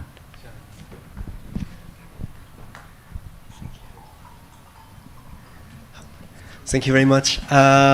So someone told me one day a good talk needs to make people confused. So I will try to do my best not to make too much, but at least in a productive way. So first of all, I just want to thank the ThaiWEA Energy Association for inviting me today. Really pleased to be here, and also Kunwisa from Strong to make this possible. So today I just would like to focus into the Lidar technology and the fact that we are trying to accelerate, in fact, the resource development, and especially when the timeline are getting more constrained and the environment is also a bit more challenging than it was. So in a nutshell, so Vaisala is a global technology leader in intelligence, mostly for climate action. So we build technology dedicated to understand climate. Basically, one of the key things in the middle of all these numbers that I'm showing you is the fact that we are investing 30% of our revenue into the people, but also into the R&D. We are an hardware and software manufacturer, so we try to meet the expectation of the developer and also the science community to in the wind energy field. So just a quick one. What this one is definitely AI generated, but at least let's start with this image. So here you see like a typical, I will say, complex terrain site. Basically, elevation change, forest areas, a lot of turbulence, a lot of complexity into the field, and I think this is where our technology matters. Not LiDAR on itself, but also the combination of the technology we are able to provide today, which is for me something critical if we want to go into this renewable energy and if we want to make this transition and be able to make the project working, basically. So what are the challenges? I think some presentations this morning were quite precise on where we go. First of all, we need accurate data. Data is the key. We need them, but we need them to be good. And we need to improve the profitability, which means in the end of the day, the bankability of data which will be generated. Then the masts are not tall enough. Why? I think the past years, we can see that the projects were made, especially onshore, were like 3-4 gigawatts, type of turbines. Now we're moving to 6 to 7. How are we having accurate data only with a met mast and only with a tower? As I said, the turbine continues to grow bigger and bigger and creating a lot of uncertainty. And also, we need to adhere to all the safety and, again, bankability in the end of the line. So where are we today? I think what is funny is if I can say it this way, we're starting as a startup at the beginning, so 2006. And even before, so the Lidar was, I think, bigger than a container when we started to have the patent. And we slightly reduced it in 2006 with version 1, which was quite a big box, but not industrialized. I will say it's more like an action movie when you have a blue wire and a red wire and you don't know which one to cut if there's any issue. So it was really engineering university product. We moved then in 2010 with a V2, which was a 4 beams vertical profiler. Again, more industrialized, more meeting the challenges, but still slightly a lot of work to do. And we moved into the V2.1, which were, I think, the starting point of the evolution also in the renewable energy, So now we have, I think, more than 3,000 units, and we are covering today like more than 1,500 projects. So if you go in the cloud, you have 1,500 LiDAR operating, giving data, and providing information to developers in the world. And tada, this is what happened. In fact, we created a full suite of systems. So the first one is really the ground vertical profiler, onshore base, not only for the energy yield, but also for the power performance testing. Sometimes it's difficult to put a nacelle-based LiDAR on a turbine, so you need to find ways to accommodate with the terrain also. Next one is exactly the same, but on offshore condition, so which means either near the seaside where there's a big corrosion atmosphere, and also you can use it on the buoys or any substation, electrical substation platforms. And then we moved into a different type of technology, so way bigger. When you see the wind tube, it's a box of 50 centimeters. If you look at scanning LiDAR, it's a way more powerful product. So the idea is to do onshore to offshore measurements. So then you will not measure vertically up to 300 meters, but you will measure in front of you up to 10 kilometers, where you can extrapolate the turbulence up to 20. So it's completely different type of technology, where you create virtual met mast at the sea that can generate data from there. And then the nacelle-based LiDAR, I think mainly used for power performance testing and also dedicated to all the turbine control, which is a new also challenge we have, is how do we optimize the maintenance of the equipment and make sure that it can last longer and being more reliable. And in terms of cost, you will reduce your cost applicable to your turbine. Again, the software part is very important. We can see in the whole presentation, you need to correlate the data together. So all the data goes into the cloud system or a platform version when you can monitor your data and also send it to your own tools, because everybody got his proprietary, I will say, equipment, but also providing a suite. So for any analyst, any company, being able to have all the data together from the solar, the wind, but also all the mesoscale you will need, which is historical data for wind forecasting, to make sure that it can combine all the data and you can get the most accurate information for your analysis. So just to deep dive, I think I really focus on the offshore, because on the onshore, because I could put a lot of slides, but we have a limited time here. So I think our technology, where we went to pulse technology. The pulse technology is really vertically measurement with 5 laser beam, as it can be represented below, from measuring up to 300 meters. So what it makes is you can configure 20 gates, which will be up to 300 meters. And with this, you can get like a very good accuracy, wind speed, wind direction at every altitude with a consistent, I will say, with a reconstruction, you will have the same level of atmosphere at every gate. So you have very a more precise measurement. Also, there's one of the things, and especially here, I think in Southeast Asia and in Thailand, is the complexity of the terrain. So it's embedded the flow complexity reconstruction, but also ready to use a CFD if necessary, which is quite important because more and more, I think, we're going into challenging environments, and it's quite critical to go in complex terrain. And the other thing is being able also to go everywhere, anywhere. I will show you some pictures and some layout of installation after. And one of the most important is the validation and the bankability. If the system is not bankable, then at the end of the line, it's really difficult for you to develop. So MetMass validation, what we call golden validation, is very important. One of the key things is how does it work? So the pulse, there's different technology in LiDARs. The one we're using is a pulse technology. So I made an animation, but I think it doesn't work now, so I will just explain this way. So basically, you have the first one is a laser that will pulse a signal in the atmosphere, and with reference frequencies. Then the light is backscattered, so you have a response signal with Doppler reflex, so Doppler shift, and then the signal is processed, and this is how we make the different wind speed, wind direction at the gate at the same time. So I will be able to give you more details if you're interested, so I will not go too far into the technical details.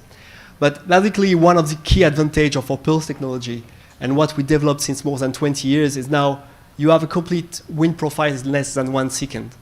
So, which means you have a really optimization in your time of measurement, and you have lots of samples in 1 minute. In a 10 minutes average, you have like 600 samples approx, depending the frequencies you want to apply. You have a constant, what we say, constant probe volume, which means you have the same level of atmosphere between each gate. So every point that you define your own altitude, and it means that you have higher measurement with less uncertainty, up to 300 meters. But I will show you after also where we want to go. Key things, and I've seen some pictures on the previous presentations that has been showed, is the installation is basically in areas where it's not the easiest to go. So you need to have a lower power consumption to make sure that you can have autonomous systems to power it. If you have no power, you have no data, and then the campaign is not working. And again, it's we made a 5th vertical beam, which is a central one, vertical, which means also you can have a more accurate, by algorithm, wind speed, wind direction at every altitude. And also, you can reconstruct the line of sight. So if you have one problem with one sling or with a nature, you can reconstruct the fourth one, on new measurements. So, short one, as you can see here, this is the top of our production site based in France. There's a lot of LiDARs, so you can see like there is a like vertical profiler, scanning LiDARs, and also nacelle-based LiDARs that are being validated. So every LiDARs that goes out are validated, either with a reference LiDAR, which we call golden validation. So basically you have a data acquisition for 1 or 2 weeks, which is compared against another LiDAR, which is DNV approved in this occurrence, but can be any third-part certification body. And then DNV or the certification body will compare the detail and say the data are accurate, the speed deviation is accurate, so we can confirm that the LiDARs that will be sent to the developer providing the right information. There's another option which is mostly required by some bank or some financial authorities, is to have a third part. So sorry for the color, it's not the best to read, but at least you send it on site to DNV, to UL, to whoever certification body. You compare with a third-part MetMast at a third-part site, and then you will have a full IEC report with a different altitude, which is provided inside it. So something important is to show the solution overview. I think the idea is to get the most simple solution possible that can work standalone or in combination with a MetMast. So, a few pictures. There's one which you will never see, I think, in Thailand. I'll let you find which one, but it's pretty simple. So you have here at the sea, you have a few pictures from Thailand and from Laos installation, and also one quite nice one under the snow in Japan, what I like. You don't realize, but the platform is at 3 meters high, so it's quite nice. And another one, the last one, which is in Philippines, for instance. So you see that it goes everywhere, anywhere, with a very limited space, and this is really the idea of the conception of the product. Something important, as we had a few developers and consultants in the room, this is how do we operate? What is the scenario? So I try to take 3 different scenarios in this. The first one, the standalone, 1 LiDARs, usually for 1 year measurements, mostly in simple terrain, flat, when you have limited risk. IEC is working on medium complexity, but there is few challenges that we're trying to come across. And you have a distance, also LiDAR with reference wind turbine, which could be the case. So kindly standalone, but lower measurements and outshowed with a distance reference, which is mandatory or necessary. The other one, which it seems for me one of the most accurate in Southeast Asia and what we see more and more, is an identical period or an overlapping period with a met mast. So for instance, you will use a LiDAR that you will correlate with a met mast, and using also all the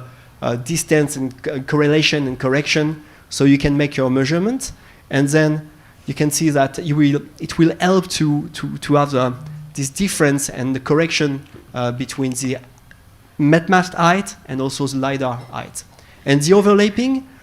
which is also for 1 year, but then you will slightly move your LiDAR to different position for 3 months, 6 months, depending what is expecting. And the other one that we're seeing more and more, because we feel like the LiDAR could be a good option to see if the site is bankable or if the site works before moving into putting met mast, investing, and having like a full project going on. So you can move the LiDAR from site to site, which means around only 1 met mast. So you will cover the full spatial area. So we can see that you have all the tools that give you the best site with some assumption of the wind speed, wind direction, which is usually quite accurate by historical data. But then you need to measure, is the site, is the position is good. So this is one of the things we're seeing from our client and also from the developer we work with. Then I just wanted to show one important, and I think Konwisa could say, because this is her installation, for instance. So we have different layout, basically pretty standard. The LiDAR is operated by solar panel, 400 watts, 500 watts, depending what you are. You have a met mast, pressure, temperature, humidity. You have some liquids to be able to clean the glass, because if the glass is completely, I would say, blurred, you will not be able to measure. And then you have a power pack with it. So luckily, I think the region is quite sunny. It's quite, this is what I talk about, the confusion. We made few spades. But the idea is to be autonomous. So you can move it quite to different sites. The only thing you need is to have a flat, stable surface, because you can measure, you can put the feet flat, but to have the right angle is very important. So one of the things on the wind cube, you see the top of the glass, and in fact, the way the system is made is like I would say cathodic TV, if I can say it, like it's really like a conic form, but it's one piece, so there's no mechanical components. Which means one of the key advantages is if you have any issue on site, we can repair and we can maintain on site.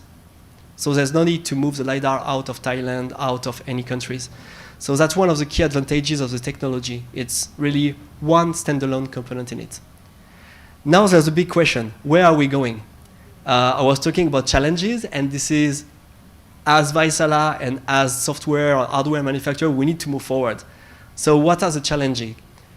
Once again, we have all these things, and we're trying to go in 2025 to upgrade our system, be able to meet the requirement without changing the form factor and without changing anything into our offering and capacity to work with our service partner, like strong engineering, And also, how do you get better data? So this is the expectation we want. First, data availability. So we're going to go, I think, in up to 20% gain. So 20% doesn't represent a lot on it, but when you represent like in dB, so it's quite a lot. Then the IEC classification. Classification is made today to 120 or even 80 meters. Now the standard, we want to push it to 200 meters. So on the test we had, we managed to get only 0.35% uncertainty with the new R&D project we have. Minimal sensitivity to environmental. I think this is critical. We will work in new terrain. We used to have like only European, big developer in Europe. Now we're in Southeast Asia, we're in the Arctic Cycle, we're in Australia, low aerosols, complex terrain, high turbulence. And the consumption. So now our R&D work is to go to 35 watts rather than 45. So it's quite a game changer when you want to go into solar panel autonomous systems. Again, what do we do? So now the classification, pulse technology, the higher you get, the lower uncertainty. And I think you understand where I'm going is we want to measure the full blade rotor. We want to have the less uncertainty in all parts of the turbine. So the met mass will be here to do all the bottom, and we are here to do all above. So which means you can go up to 240, 260, 300, and I will show you a bit more where we're going. But what do? We try to optimize energy production estimate, lower financial risk, and also reduce the project bankability. Now we want to upgrade it. We want to have a better data. Just to show you the R&D we have and where we're going is, this is a test we did this year. And it's been like 12 months now we're working on it. So we did on clean air, we did in China, we did in Australia, South Africa, everywhere we had issue. I think in the past with our thing, because we need to be honest, nothing is perfect. And sometimes when you work in Germany, but you put your Lidar in Australia, the aerosol content is completely different. So you need to tackle this. Few show on the testing we have. The blue, I don't know what it says on the screen on the video, but the light blue is the current version. The dark blue is a new version, or the upgrade we have with the R&D. So we managed to have now at 200 meters above 90% data availability, which means even the Austrian site, which is at 1,000 meters altitude, we managed to go nearly to 70% data availability. But I think, as I said, our job is not only to do the hardware, we do the software, we do analytics, we do also now, thanks to AI, a lot of data analysis and algorithm. So we decided also to develop system, what we call availability booster. Basically, this is the result we have. Availability booster is a way to filter our data and take the good measurement. Usually you have a threshold at minus 25 dB. We go slightly lower at minus 23, and we extract the good data. The result is on post-treatment, at 300 meters, you have 98% data availability. So when you have a bigger turbine, onshore, offshore, this is where you make a big difference. And also you can see we can go above 400, but let's be honest, onshore 400 meters, I think we have a lot of time to see this kind of turbines to happen. But offshore, when we see the new turbines coming, that might be something for the future also on the floating system with our buoy manufacturer. So one of the key things is better data availability, better results. For sure we will still have maybe some constraints in some environments. Let's be honest, things happen and we cannot control the wind or we cannot control the weather or everything will be ideal. But this is where we're going. Another thing, turbulence intensity. We're making an algorithm right now which showing great results. One of the key things is we always compare met mass with LiDARs and saying, hey, but LiDARs can measure turbulence intensity. Our idea is to correlate the data. So you have like anemometers, you have lidars, and you can say, hey, turbulence intensity is quite accurate.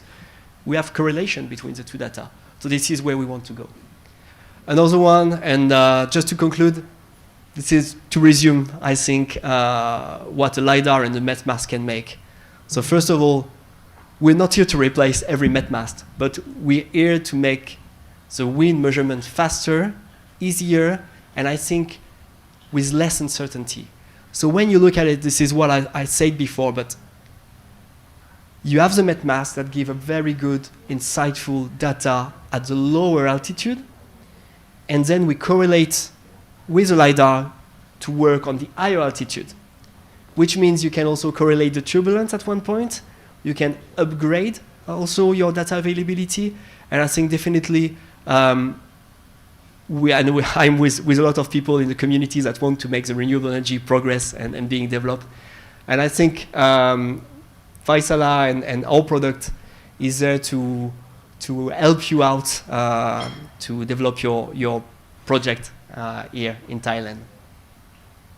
Thanks a lot. That's all from me. Thank you.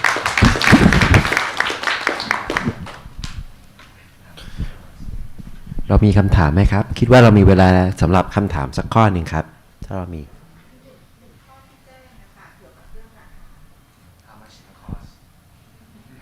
Oh, so I had a lot of questions this morning about discount and cost. We can make a group order if you want. No. Basically, when you think the technology, what it was, in I think 3 or 4 years ago, we had a price which was above 200K due to technology. So now you can consider a full project is way under 100 kilo euro, 100,000 euro, way less now. I think you need to consider also the whole package, like Strong is providing, for example, in Thailand, when you add power pack, installation, support on site, and also how it will be embedded with a met mast. Do you need a standalone? So giving a rough price will be a bit difficult, but you should consider a LiDAR is way under 100,000 euro now in its full package certification and installation. The rental service. Yeah, that's something we work, I think, on the models because we are seeing also a lot of developers going out of the capex investment because they go in joint ventures, they go also on foreign projects. So we were discussing a few hours ago about a rental model to be able to approach more short term and also more site prospection aspect with the LiDAR. So we will move to this yet.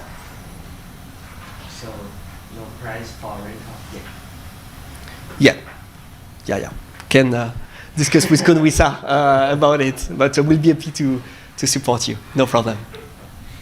Well, thank you for your presentation. Thanks Everyone, a lot. can you give a pop-up? Thank you. ครับคิดว่าเรา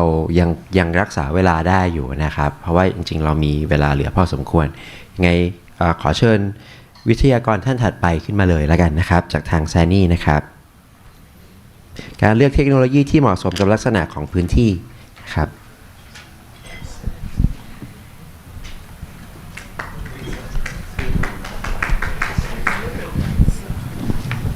เดี๋ยวจะไปข้างล่างก็ได้ครับ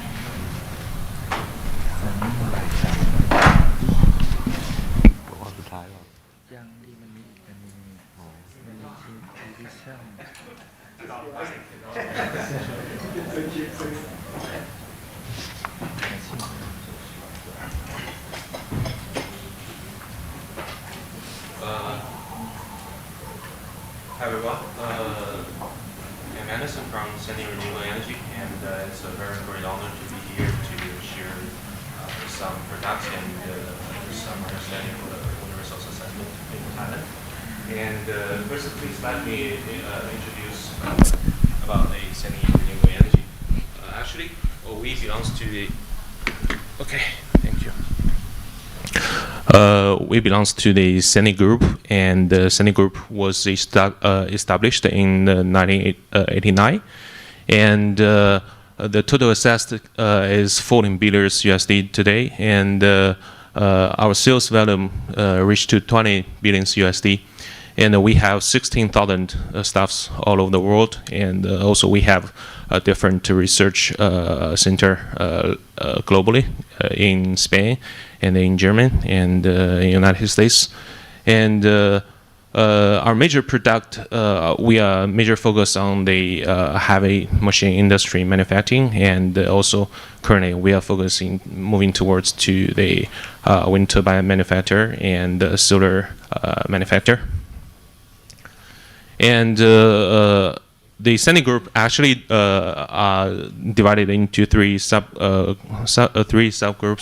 The first one is Sany Heavy Industry, and mainly responsible for the manufacturing for the heavy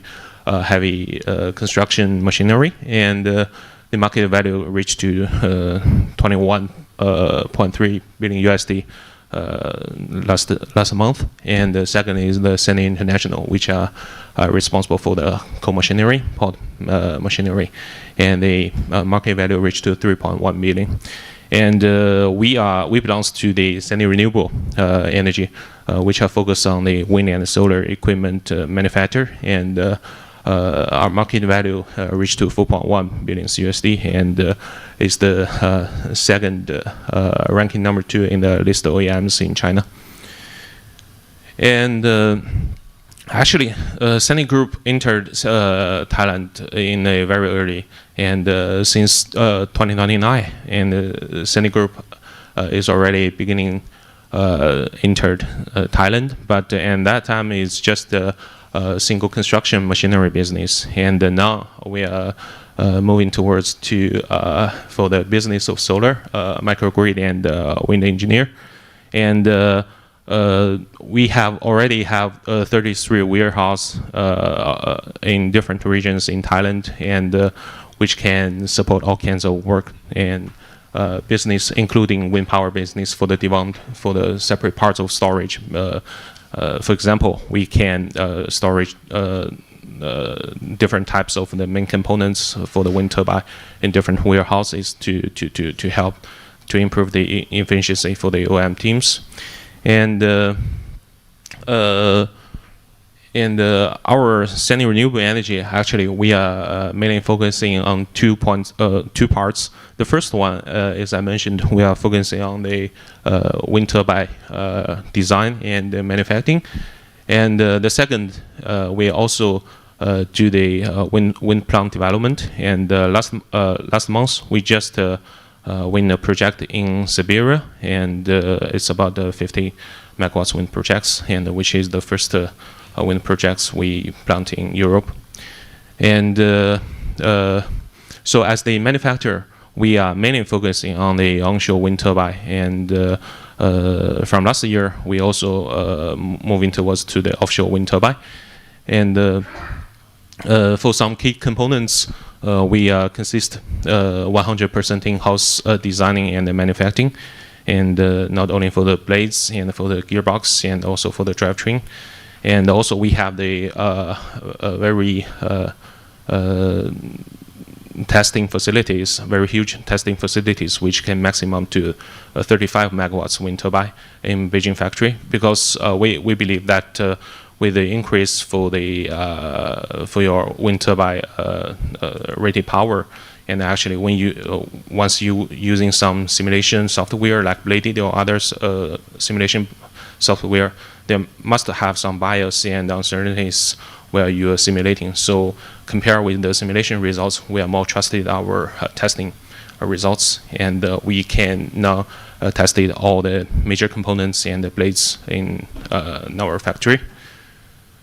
And these are the main factory layouts in all over the world, and we have in cell factories and 7 blade factories, and also we have 1 tower factories can manufacture the tower by ourselves. This one is the benchmark factory in Beijing,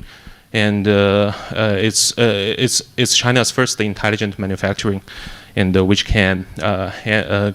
produce almost 2,000 units per year. And the second is the India nacelle factory, and the production capacity can reach to 600 units, and mainly concentrate on the 4 and 5 megawatts wind turbine for the Indian markets. And the last is the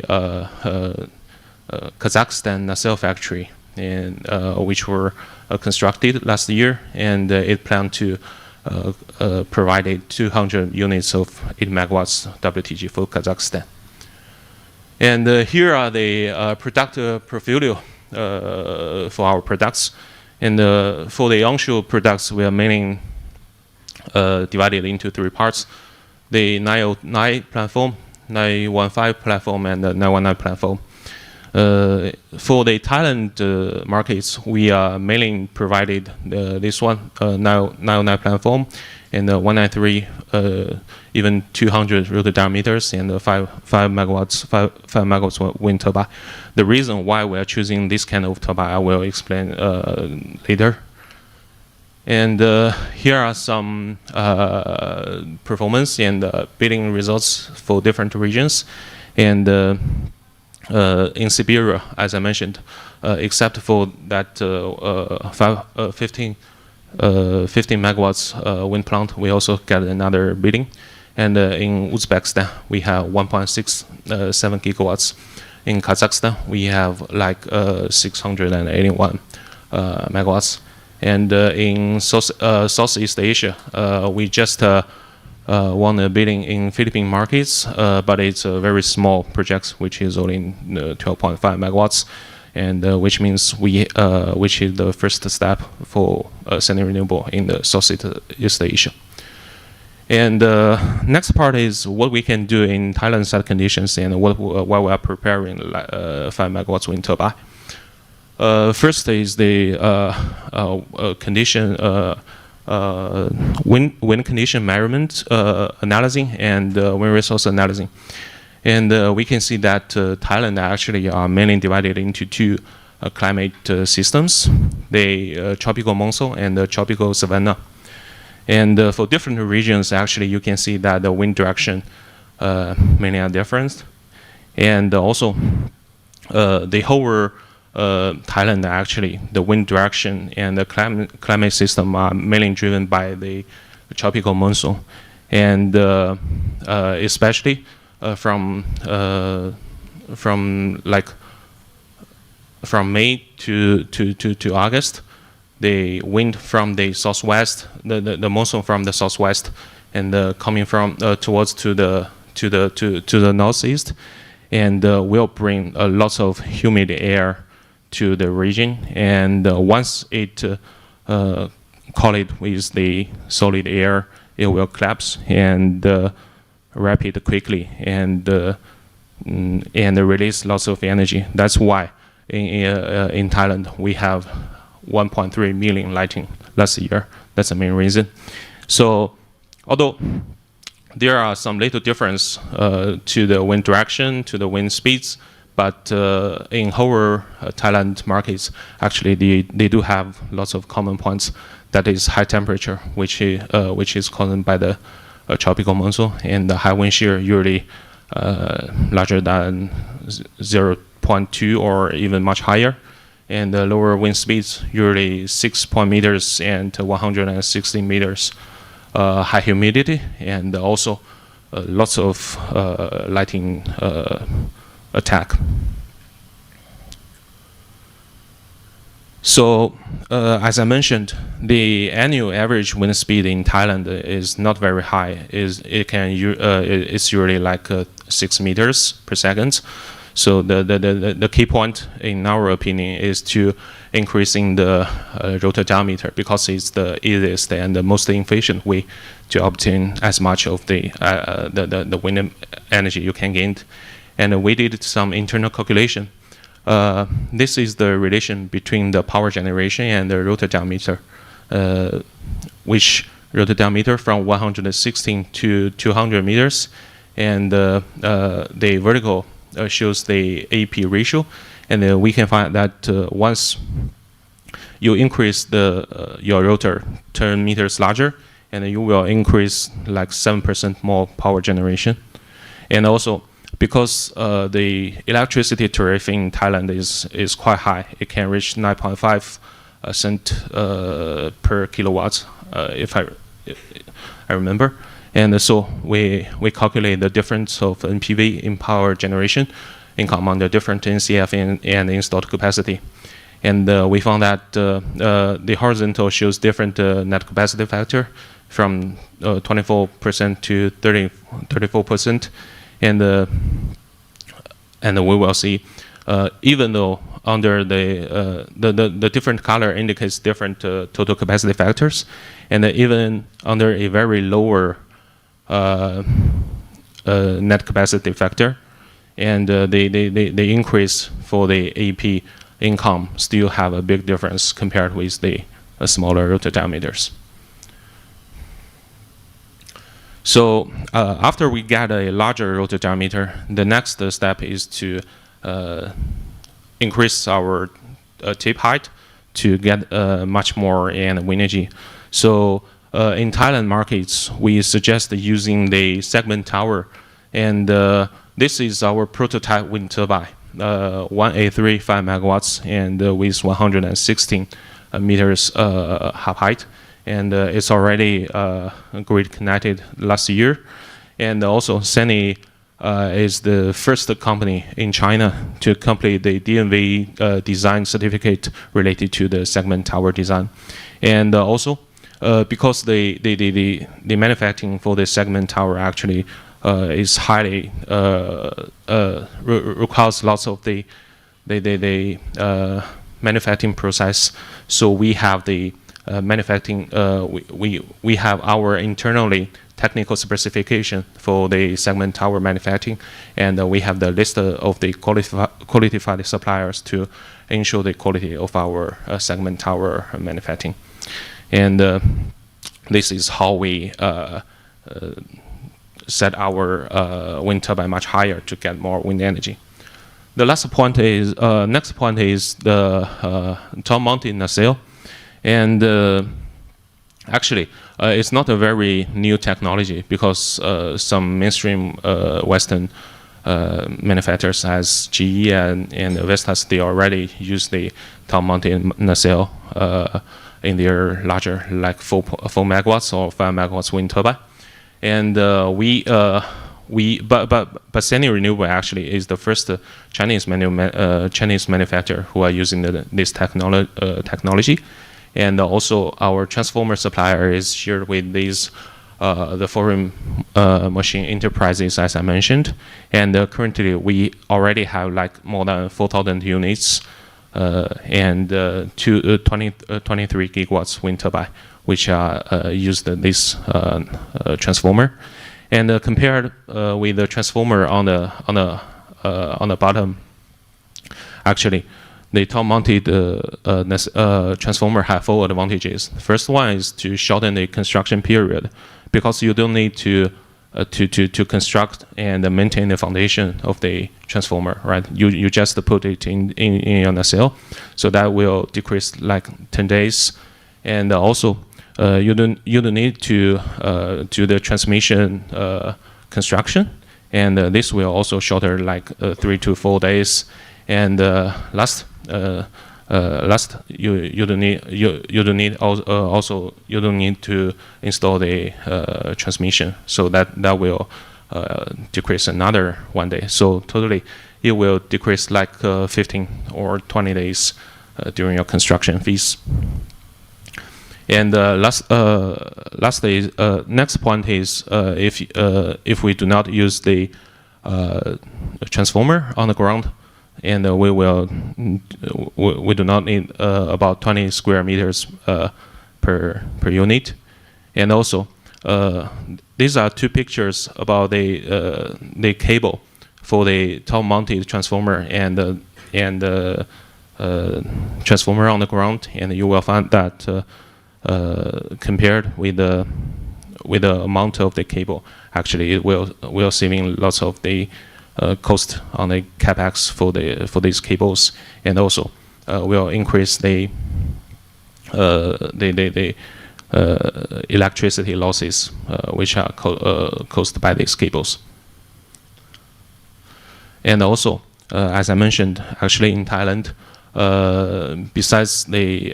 wind conditions, we are still facing lots of challenges as like the rain erosion and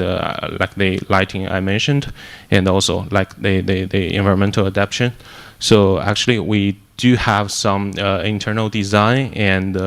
optimization for all these points, and our product is already made the requirements for the EGAT and PEA compliance, and also we upgrade the lighting protection systems, which are designed by ourselves to reduce the lighting attack to our blades and to our wind turbines. And the last one is the brief introduction for the 1935 megawatts wind turbine I mentioned. Actually, this wind turbine is already operated in 39 projects in China mainland mainly, and totally number are 689 units, and the total capacity for this kinds of wind turbine can reach to almost 3.5 gigawatts. And these are some additional materials for the test related to the EGAT or some other Thailand electricity requirements, and also we already get the type certification which provided by UL to see that this kind of wind turbine have the bankability for the overseas markets. So that's all the presentation for these products in Thailand. Thanks.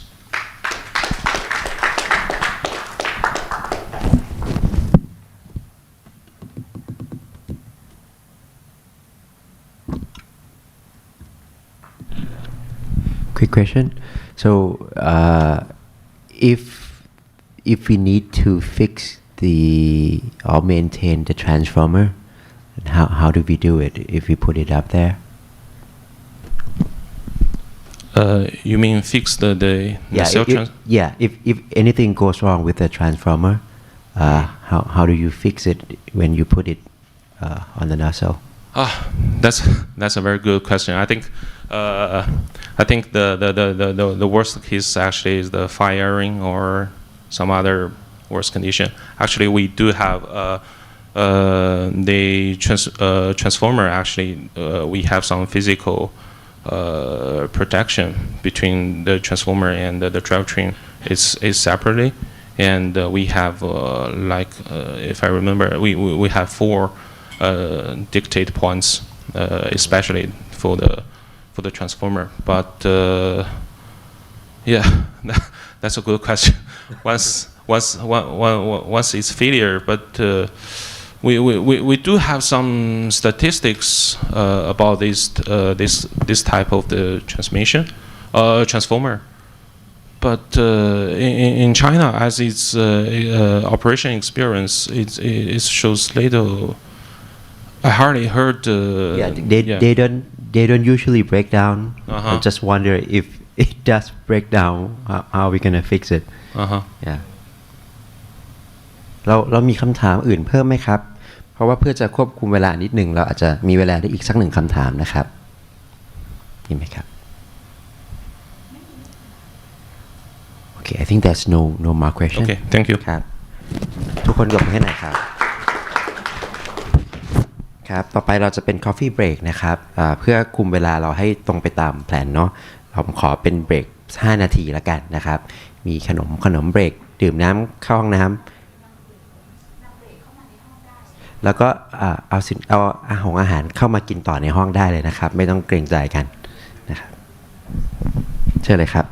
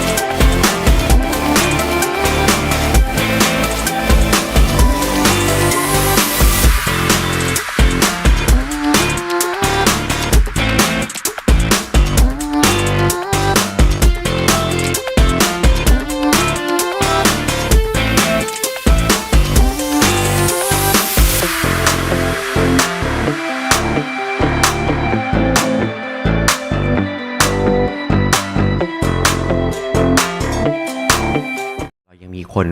รอดูอยู่ทางออนไลน์พอสมควรไม่อยากให้รอกันนานนะครับตอนนี้ถึงเวลาแล้วนะครับขอเชิญทางคุณศิรวิทย์นะครับจากทางโกวินนะครับครับเรื่องครับทางโกวินก็เป็นOEM เจ้าใหญ่เจ้าหนึ่งมีผลงานในไทยมากมายนะครับนะแล้วก็วันนี้ก็ให้เกียรติมาเล่าให้เราฟังทุกท่านอย่าลืมนะครับฟังทุกอย่างไว้แล้วก็อย่าลืมว่าเราจะมีการตอบคำถามพิมพ์รางวัลตอนจบอีกทีหนึ่งนะครับขอบคุณครับสไลด์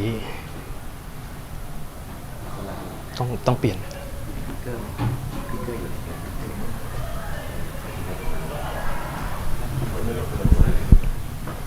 โอเคไม่ใช้ได้โอเคครับฮัลโหลครับก็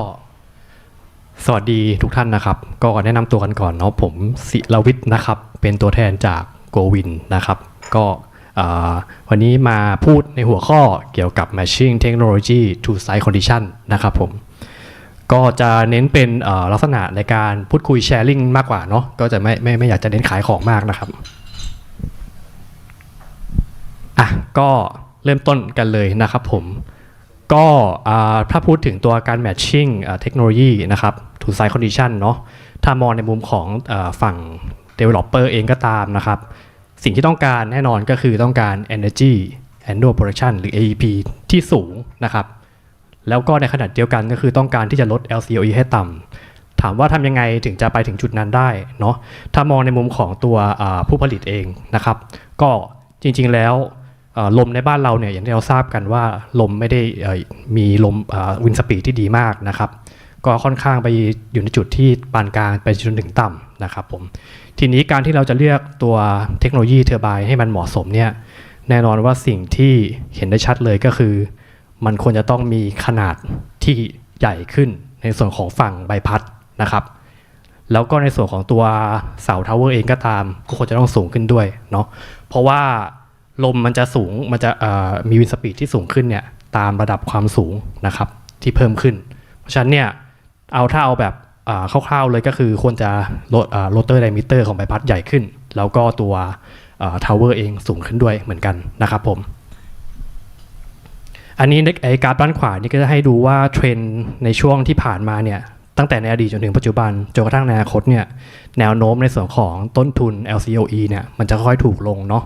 เนื่องจากว่าเรามีเทคโนโลยีในส่วนของฝั่งเทอร์ไบน์ที่มัน advance มากขึ้นนะครับทำให้เรา generate ในส่วนของ energy yield ได้มากขึ้นนะครับ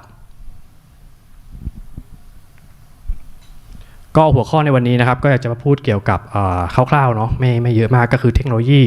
aspect นะครับแล้วก็ในฝั่งของเรื่องของ logistic transportation aspect แล้วก็สุดท้ายด้วยเรื่องของ bank eligibility นะครับ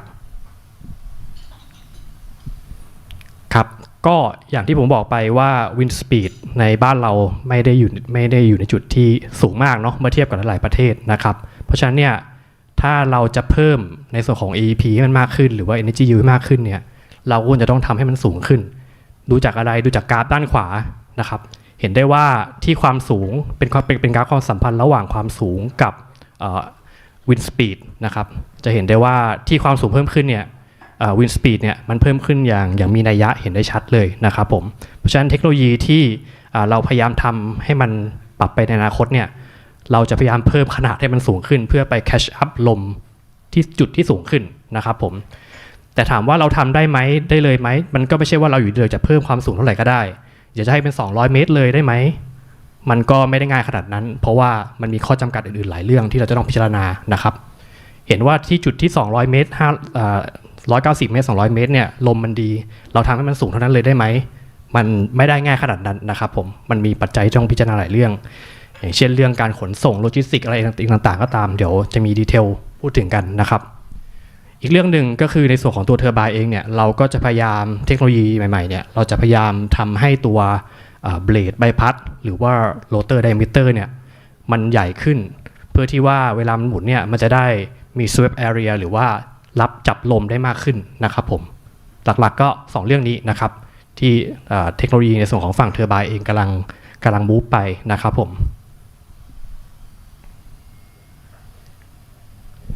อั อันนี้จะให้ดู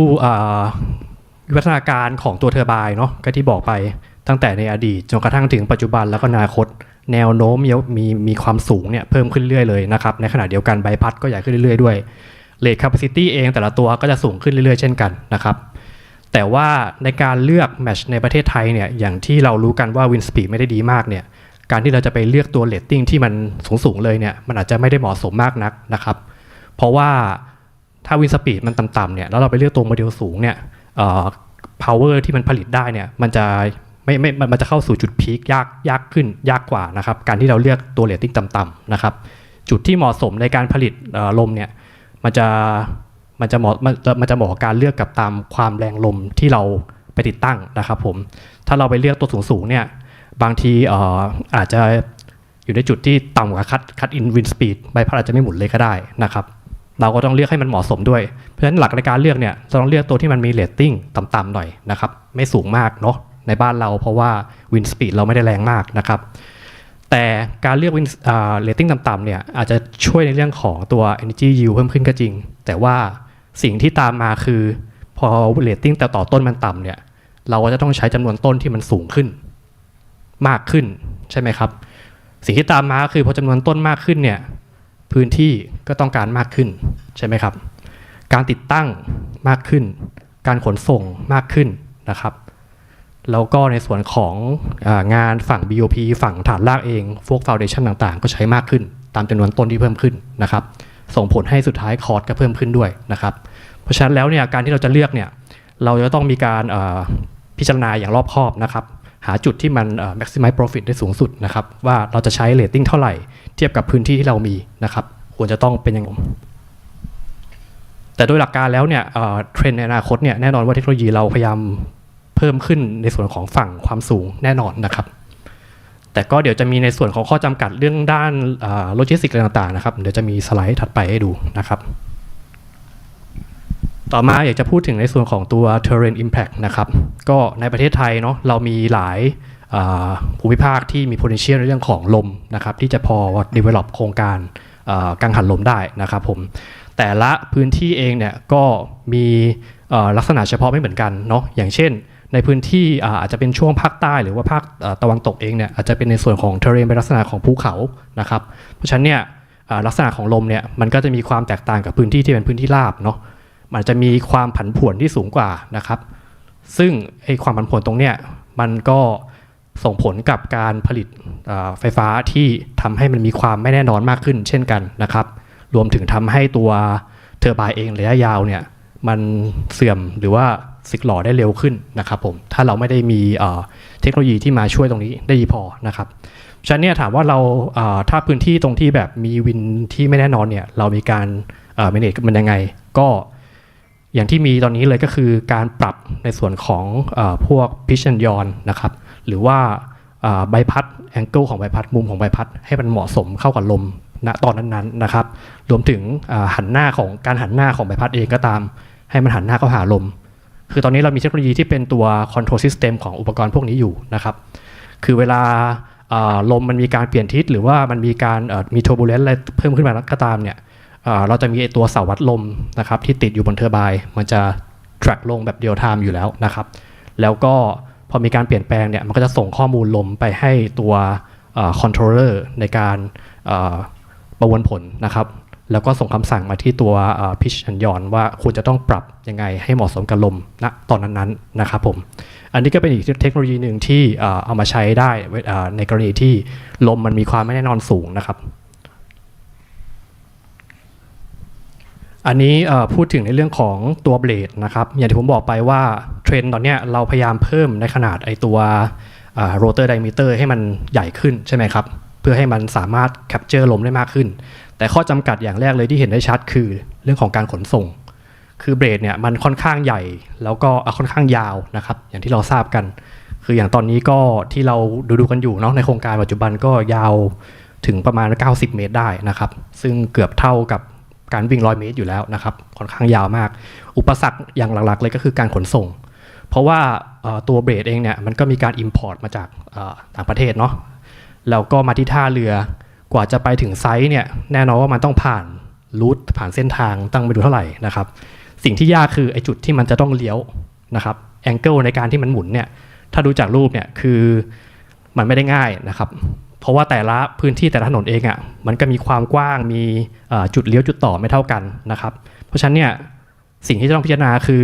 เราไม่สามารถเพิ่มเบรดยาวเท่าไหร่ก็ได้ตามต้องการนะครับมันจะต้องมีการประเมินความเหมาะสมในเรื่องของพื้นที่อาจจะต้องดูในเรื่องของregulation ในด้านการขนส่งด้วยว่ามันสามารถรองรับและไปด้วยกันได้ไหมนะครับเวลาขนส่งทางยาวก็ไม่ได้มีปัญหาเท่าไหร่นะครับเพราะวิ่งไปตามทางเลียดๆเนาะแต่เวลามันเลี้ยวขึ้นมาเนี่ยมันจะต้องมาดูกันเยอะนิดนึงนะครับแล้วยิ่งเป็นทางภูมิประเทศที่อยู่ในจุดที่ถนนไม่ได้กว้างมากก็จะยิ่งเป็น challenge ในเรื่องนี้เข้าไปใหญ่นะครับผมต่อมาเรื่องของเบสใหญ่ขึ้นเรื่องของทาวเวอร์ที่เราจะให้มันสูงขึ้นเพื่อที่เราจะแคปเจอร์ลมที่มันวินสปีดดีขึ้นที่ไฮเลเวลได้มากขึ้นนะครับตั้งแต่ตอนแรกเลยเนี่ยตัวทาวเวอร์เองอ่ะเราก็เลือกใช้แบบเป็นสตีลนะครับทิวบูล่าสตีลหรือว่าเป็นเหล็กท่อนยาวๆนะครับที่ความสูงไม่ได้สูงมากเนาะแต่ทีนี้พอเราพยายามทำให้มันสูงมากขึ้นเนี่ยมันก็จะมีข้อจำกัดหลายเรื่องไม่ว่าจะเป็นเรื่องการขนส่งเวลาขนส่งท่อเหล็กยาวๆอะไรเงี้ยมันก็ไม่ได้ค่อยสะดวกเท่าไหร่เหมือนกันนะครับทีนี้ทำยังไงเราก็พยายามเปลี่ยนมาเป็น segmental steel แทนหรือว่าเป็นเหล็กเป็นท่อนๆนะครับเอามาต่อกันนะครับข้อดีของมันก็คือการขนส่งง่ายขึ้นนะครับแต่ข้อเสียก็มีในเรื่องของจำนวนเที่ยวที่อาจจะต้องใช้อาจจะต้องมากขึ้นแปะตาไปด้วยนะครับผมพอเป็น segmental steel แล้วเนี่ยทีนี้พอเราพยายามทำให้มันสูงขึ้นไปอีกเนี่ยถึงจุดๆนึงเนี่ยมันก็ฐานของตัวเหล็กเนี่ยพอมันสูงมากๆมันก็ต้องฐานใหญ่ขึ้นใช่ไหมครับความกว้างมันจะต้องมากขึ้นการขนส่งเองเนี่ยพอความกว้างมันมากจุดนึงมากเกินจุดนึงเนี่ยที่ถนนมันรับได้มันก็จะขนส่งลำบากนะครับถ้ามันกว้างถ้ามันสูงมากๆเนี่ยฐานมันจะใหญ่มากขึ้นเกิน 4.5 เมตร 5 เมตร 6 เมตรเนี่ยความกว้างมันก็จะขนส่งยากละเราก็เลยมองว่าทำยังไงเราถึงจะทำให้มันง่ายขึ้นในเรื่องของการขนส่งแล้วในขณะเดียวกันก็คือเรื่อง cost ด้วยให้มันถูกลงก็มีตัวที่มาช่วยในตรงนี้ก็คือ tower ในรูปแบบไฮบริดนะครับซึ่งฐานมันจะเป็นคอนกรีตนะครับถ้าดูจากรูปด้านล่างซ้ายเนี่ยช่วงล่างจะเป็นคอนกรีตนะครับแล้วก็ช่วงบนจะเป็นเหล็กเป็นสตีล segmental steel เหมือนเดิมนะครับก็เป็นการผสมผสานกันระหว่างเหล็กกับคอนกรีตซึ่งข้อดีของมันก็คือพอเทอร์ไบน์มันสูงมากๆเนี่ยคือคอนกรีตมันสามารถรองรับแรงได้ค่อนข้างดีนะครับเทียบกับถ้าเราใช้เป็นเหล็กยาวๆที่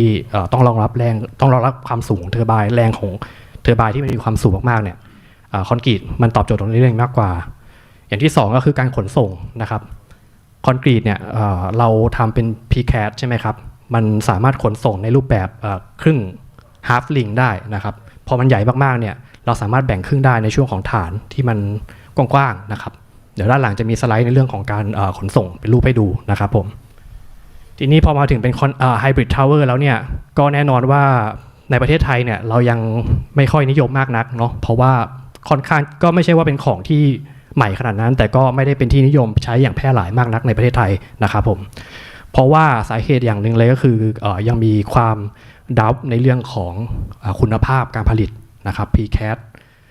เพราะว่าตัวคอนกรีตเองเนี่ยถ้าหล่อไม่ดีเนี่ยแน่นอนว่ามันจะมีดีเฟกต์เกิดขึ้นได้นะครับตรงเนี้ยมันจะเป็นจุดหนึ่งที่ยังหลายเจ้ายังไม่ไว้ใจในการที่เลือกใช้นะครับซึ่งตรงเนี้ยทางเราก็มองว่า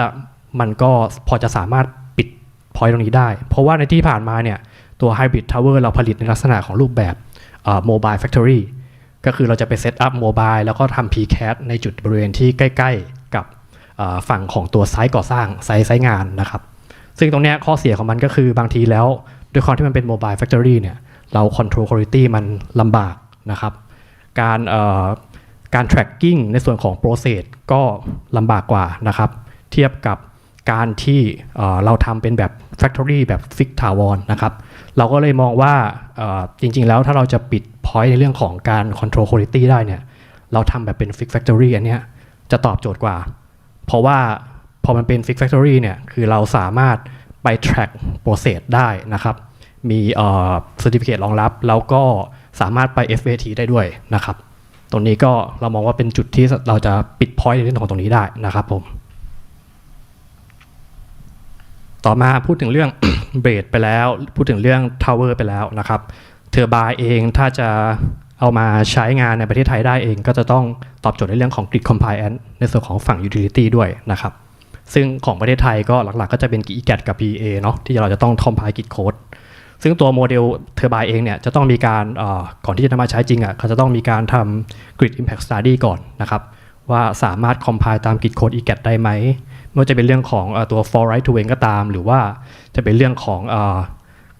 reactive power เองก็ตามนะครับที่ต้องการนะครับ ในเวลาในช่วงที่มันเกิด fall หรือเกิดอะไรต่างๆซึ่งอันนี้เป็นอีก point หนึ่งที่จะต้องพิจารณาหากมองในมุมของฝั่งผู้ผลิตนะครับต่อมาอันนี้ก็เมื่อกี้ที่พูดถึงเนาะก็คือในเรื่องของการขนส่งอุปกรณ์นะครับอย่างตัวด้านขวาเนี่ยตัวเบรดใช่ไหมครับที่เมื่อกี้ผมพูดไปก็คือเป็นอุปกรณ์ที่มีอุปสรรคค่อนข้างเยอะนะครับเพราะมันยาวเวลาขนส่งเองก็ตามเนี่ยมันก็ไม่ได้ง่ายเนาะซึ่งตอนนี้ถ้ามันยาวมากๆเนี่ยเราก็จะมีตัว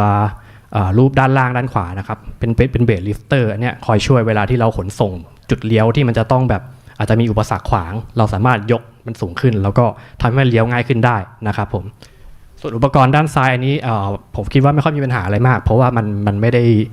ใหญ่มากพอที่จะแบบเป็นอุปสรรคเหมือนพวกเบรดนะครับส่วนด้านล่างซ้ายเป็นตัวอย่างให้ดูของตัว precast hybrid tower ที่พี่พูดถึงไปเมื่อกี้นะครับผมก็คืออย่างรูปด้านซ้ายจะเห็นได้ว่าพอมันใหญ่มากๆเนี่ยเราสามารถส่งแบบแบ่งครึ่งได้นะครับแล้วก็มาประกอบที่ไซต์ทำให้เวลาส่งเนี่ยมันไม่ได้แบบเป็นอุปสรรคในเรื่องของความกว้างกับถนนมากนักนะครับส่วนในเรื่องของหัวข้อสุดท้ายก็อยากจะพูดถึงในเรื่องของ bankability นะครับก็จากที่เราพูดกันมาเนาะก็คือล้วนแต่ว่าเป็นต้นทุนทั้งนั้นในการที่เราจะมา develop โครงการนะครับเพราะฉะนั้นเนี่ยทุกอย่างเนี่ยจะต้องไป reflect อยู่ในตัว financial model อยู่แล้วนะครับในส่วนของฝั่งตัวด้านผู้ผลิตเองหรือว่า product เองเนี่ยแน่นอนว่าเราจะมาใช้ในตลาดประเทศไทยเนี่ยหรือว่าตลาดที่ไหนก็ตามมันจะต้องมีตัว type certificate เพื่อยืนยันว่าโมเดลนั้นนะ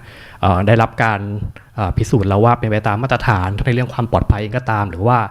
ตาม standard เองก็ตามนะครับอันนี้ก็เป็นอีก point หนึ่งที่สำคัญนะครับถ้าจะเอามาใช้ในตลาด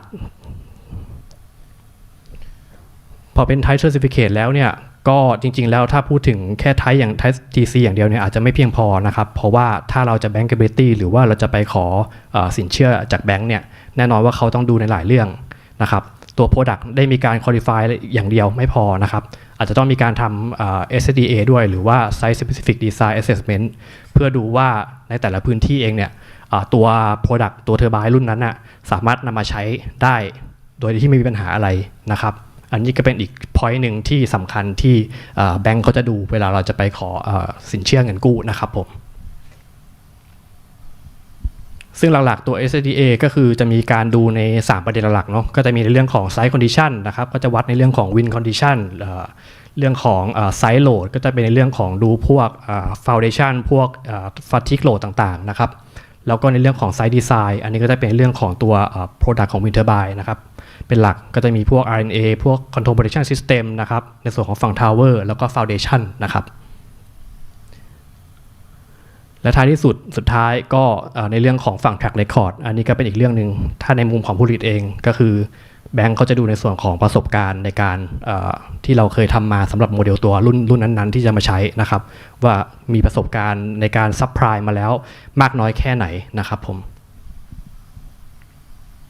อันนี้ก็เป็นสรุปนะครับอันนี้จะมองในมุมของผู้ผลิตนะครับฝั่งเทคนิคอลก็จะมี ThaiWEA มี SDA ต้องมีการทำ Wind Resource Assessment นะครับแล้วก็มีการพิจารณาเรื่องของ Geotechnical Survey แล้วก็พิจารณาเรื่องของ Grid Connection ด้วยนะครับผม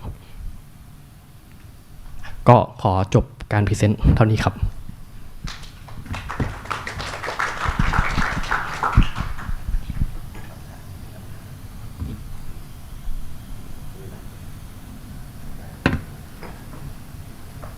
คำถา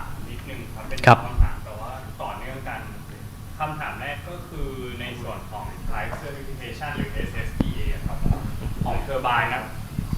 ณปัจจุบันตอนนี้ครับหรือว่าแบบช่วง 2-3 ปีที่ผ่านมาแล้วกันว่าปกติมีการขอ SSDA หรือ Type Cert ที่เป็น Site Specific ที่เป็น Design Life มากกว่าแบบ20 ปีไหมครับผมแบบ25 ปีหรือแบบ30 ปีอย่างเงี้ยครับ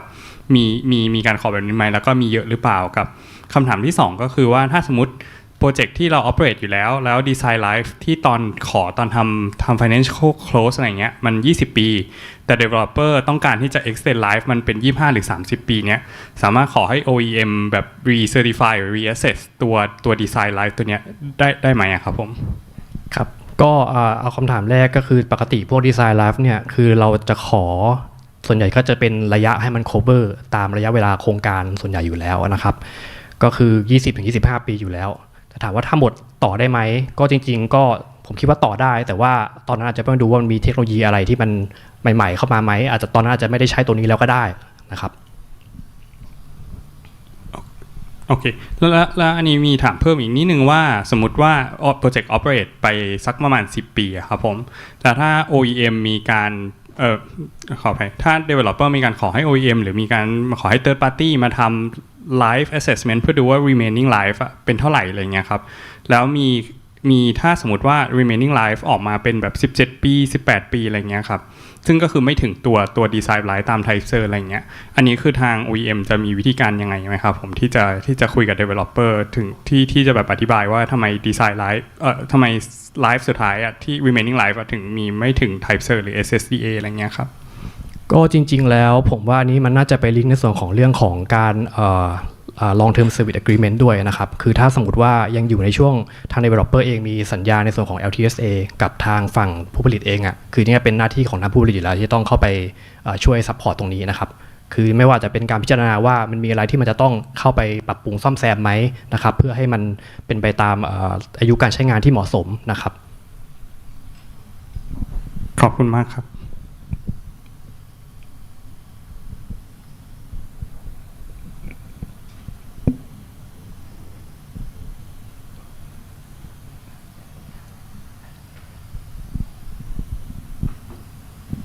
กลับไปตัวขนส่งพอดีมีคนถามมาจากออนไลน์นะครับเขาถามว่าจริงๆเขาถามว่าจะต้องกว้างเท่าไหร่เลยผมเปลี่ยนคำถามนิดหน่อยถามจากมุมมองของโกวินนะครับเท่าที่ทำไซส์เซอร์เวย์มาเนี่ยคิดว่าประเทศไทยเบลดยาวที่สุดที่น่าจะขนได้คิดว่าประมาณสักกี่เมตรครับจริงๆอันเนี้ยเท่าที่ยาวกว่าณปัจจุบันนี้นะครับที่ประเมินไว้ที่90อันเนี้ยอันนี้ก็เรียนตามตรงว่าผมยังไม่เคยไปดูข้อมูลเหมือนกันว่าถ้ามันยาวกว่านี้มันจะติดอุปสรรคอะไรไหมอันนี้อาจจะต้องลองไปเช็คกับทางฝั่งtransporter ให้เขาช่วยพิจารณาด้วยนะครับแต่ถ้าถามเป็นตัวเลขเลยเนี่ยอาจจะยังตอบไม่ได้เท่านี้ครับครับแล้วโกวินมีแพลนที่จะ launch product ที่มีเบลดยาวกว่า90ไหมครับมีแผนไหมจริงๆตัวที่เบสยาวกว่า90ตอนเนี้ยก็มีใช้ที่จีนแล้วนะครับตอนนี้เท่าที่ผมเคยดูเนาะก็250ก็มีแล้วที่จีนแต่ปัญหาเลยก็คือการที่มันจะมาใช้ข้างนอกเนี่ยผมว่าติดเรื่อง ThaiWEA คือ ThaiWEA ตอนเนี้ยที่ใช้ที่จีนมันเป็น ThaiWEA ของจีนซึ่ง international standard มันยังไม่ได้เป็น ThaiWEA ของแบบ international ที่จะมาขายนอกจีนผมคิดว่าตอนนี้เราทางกวินก็กำลังเวิร์กตรงนี้อยู่เหมือนกันนะครับเพื่อที่จะทำให้มันเป็นผ่านในส่วนของ ThaiWEA ของฝั่ง international นะครับเพื่อที่จะมาใช้ได้นะครับส่วนเอามาใช้ที่ไทยเนี่ยผมคิดว่าก็อย่างที่บอกอาจจะต้องไปประเมินในเรื่องของการขนส่งการ transport อีกทีนึงรวมถึงต้องไปดูในเรื่องของ logistic regulation ด้วยว่าถ้ามันยาวมากกว่านี้มันติดอะไรไหมซึ่งอันนี้ผมคิดว่าต้องไปประเมินกันอีกทีนึงครับ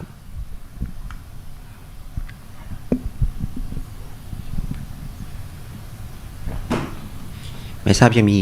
คำถามเพิ่มเติมไหมครับถ้าไม่มีแล้วยังไงก็ขอบคุณวิทยากรมากเลยนะครับทุกคนขอเสียงตบมือนิดนึงนะครับสำหรับท่านที่ดูไลฟ์สตรีมมิ่งอยู่นะครับเดี๋ยวเราจะมี QR code ขึ้นเหมือนช่วงเช้านะครับก็ร่วมสนุกกันได้แล้วก็สุดท้ายนี้จะขอเชิญท่านนายกสมาคมมากล่าวปิดสักเล็กน้อยครับมา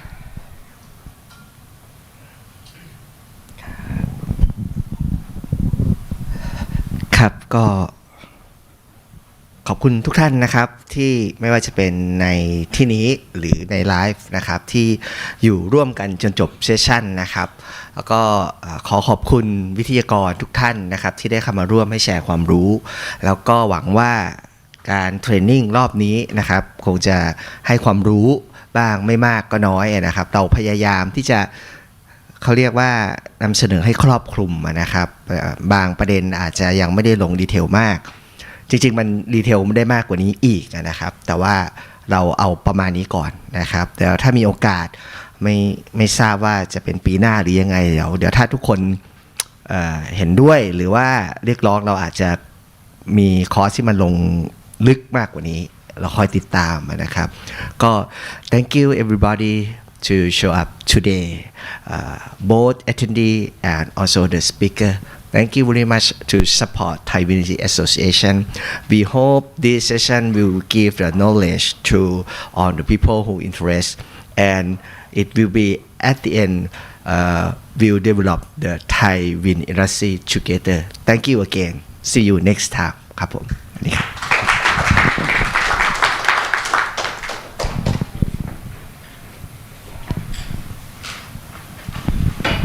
ขอบคุณทุกท่านนะครับสำหรับคนที่ดูทางไลฟ์สตรีมนะครับอย่าลืมสแกน QR Code ร่วมสนุกกันนะครับขอบคุณมากครับผลประกาศผลนะครับประกาศผลจะประกาศทาง Facebook ของสมาคมนะครับคิดว่าน่าจะประกาศภายในวันจันทร์นะครับไม่เกินวันจันทร์นะครับ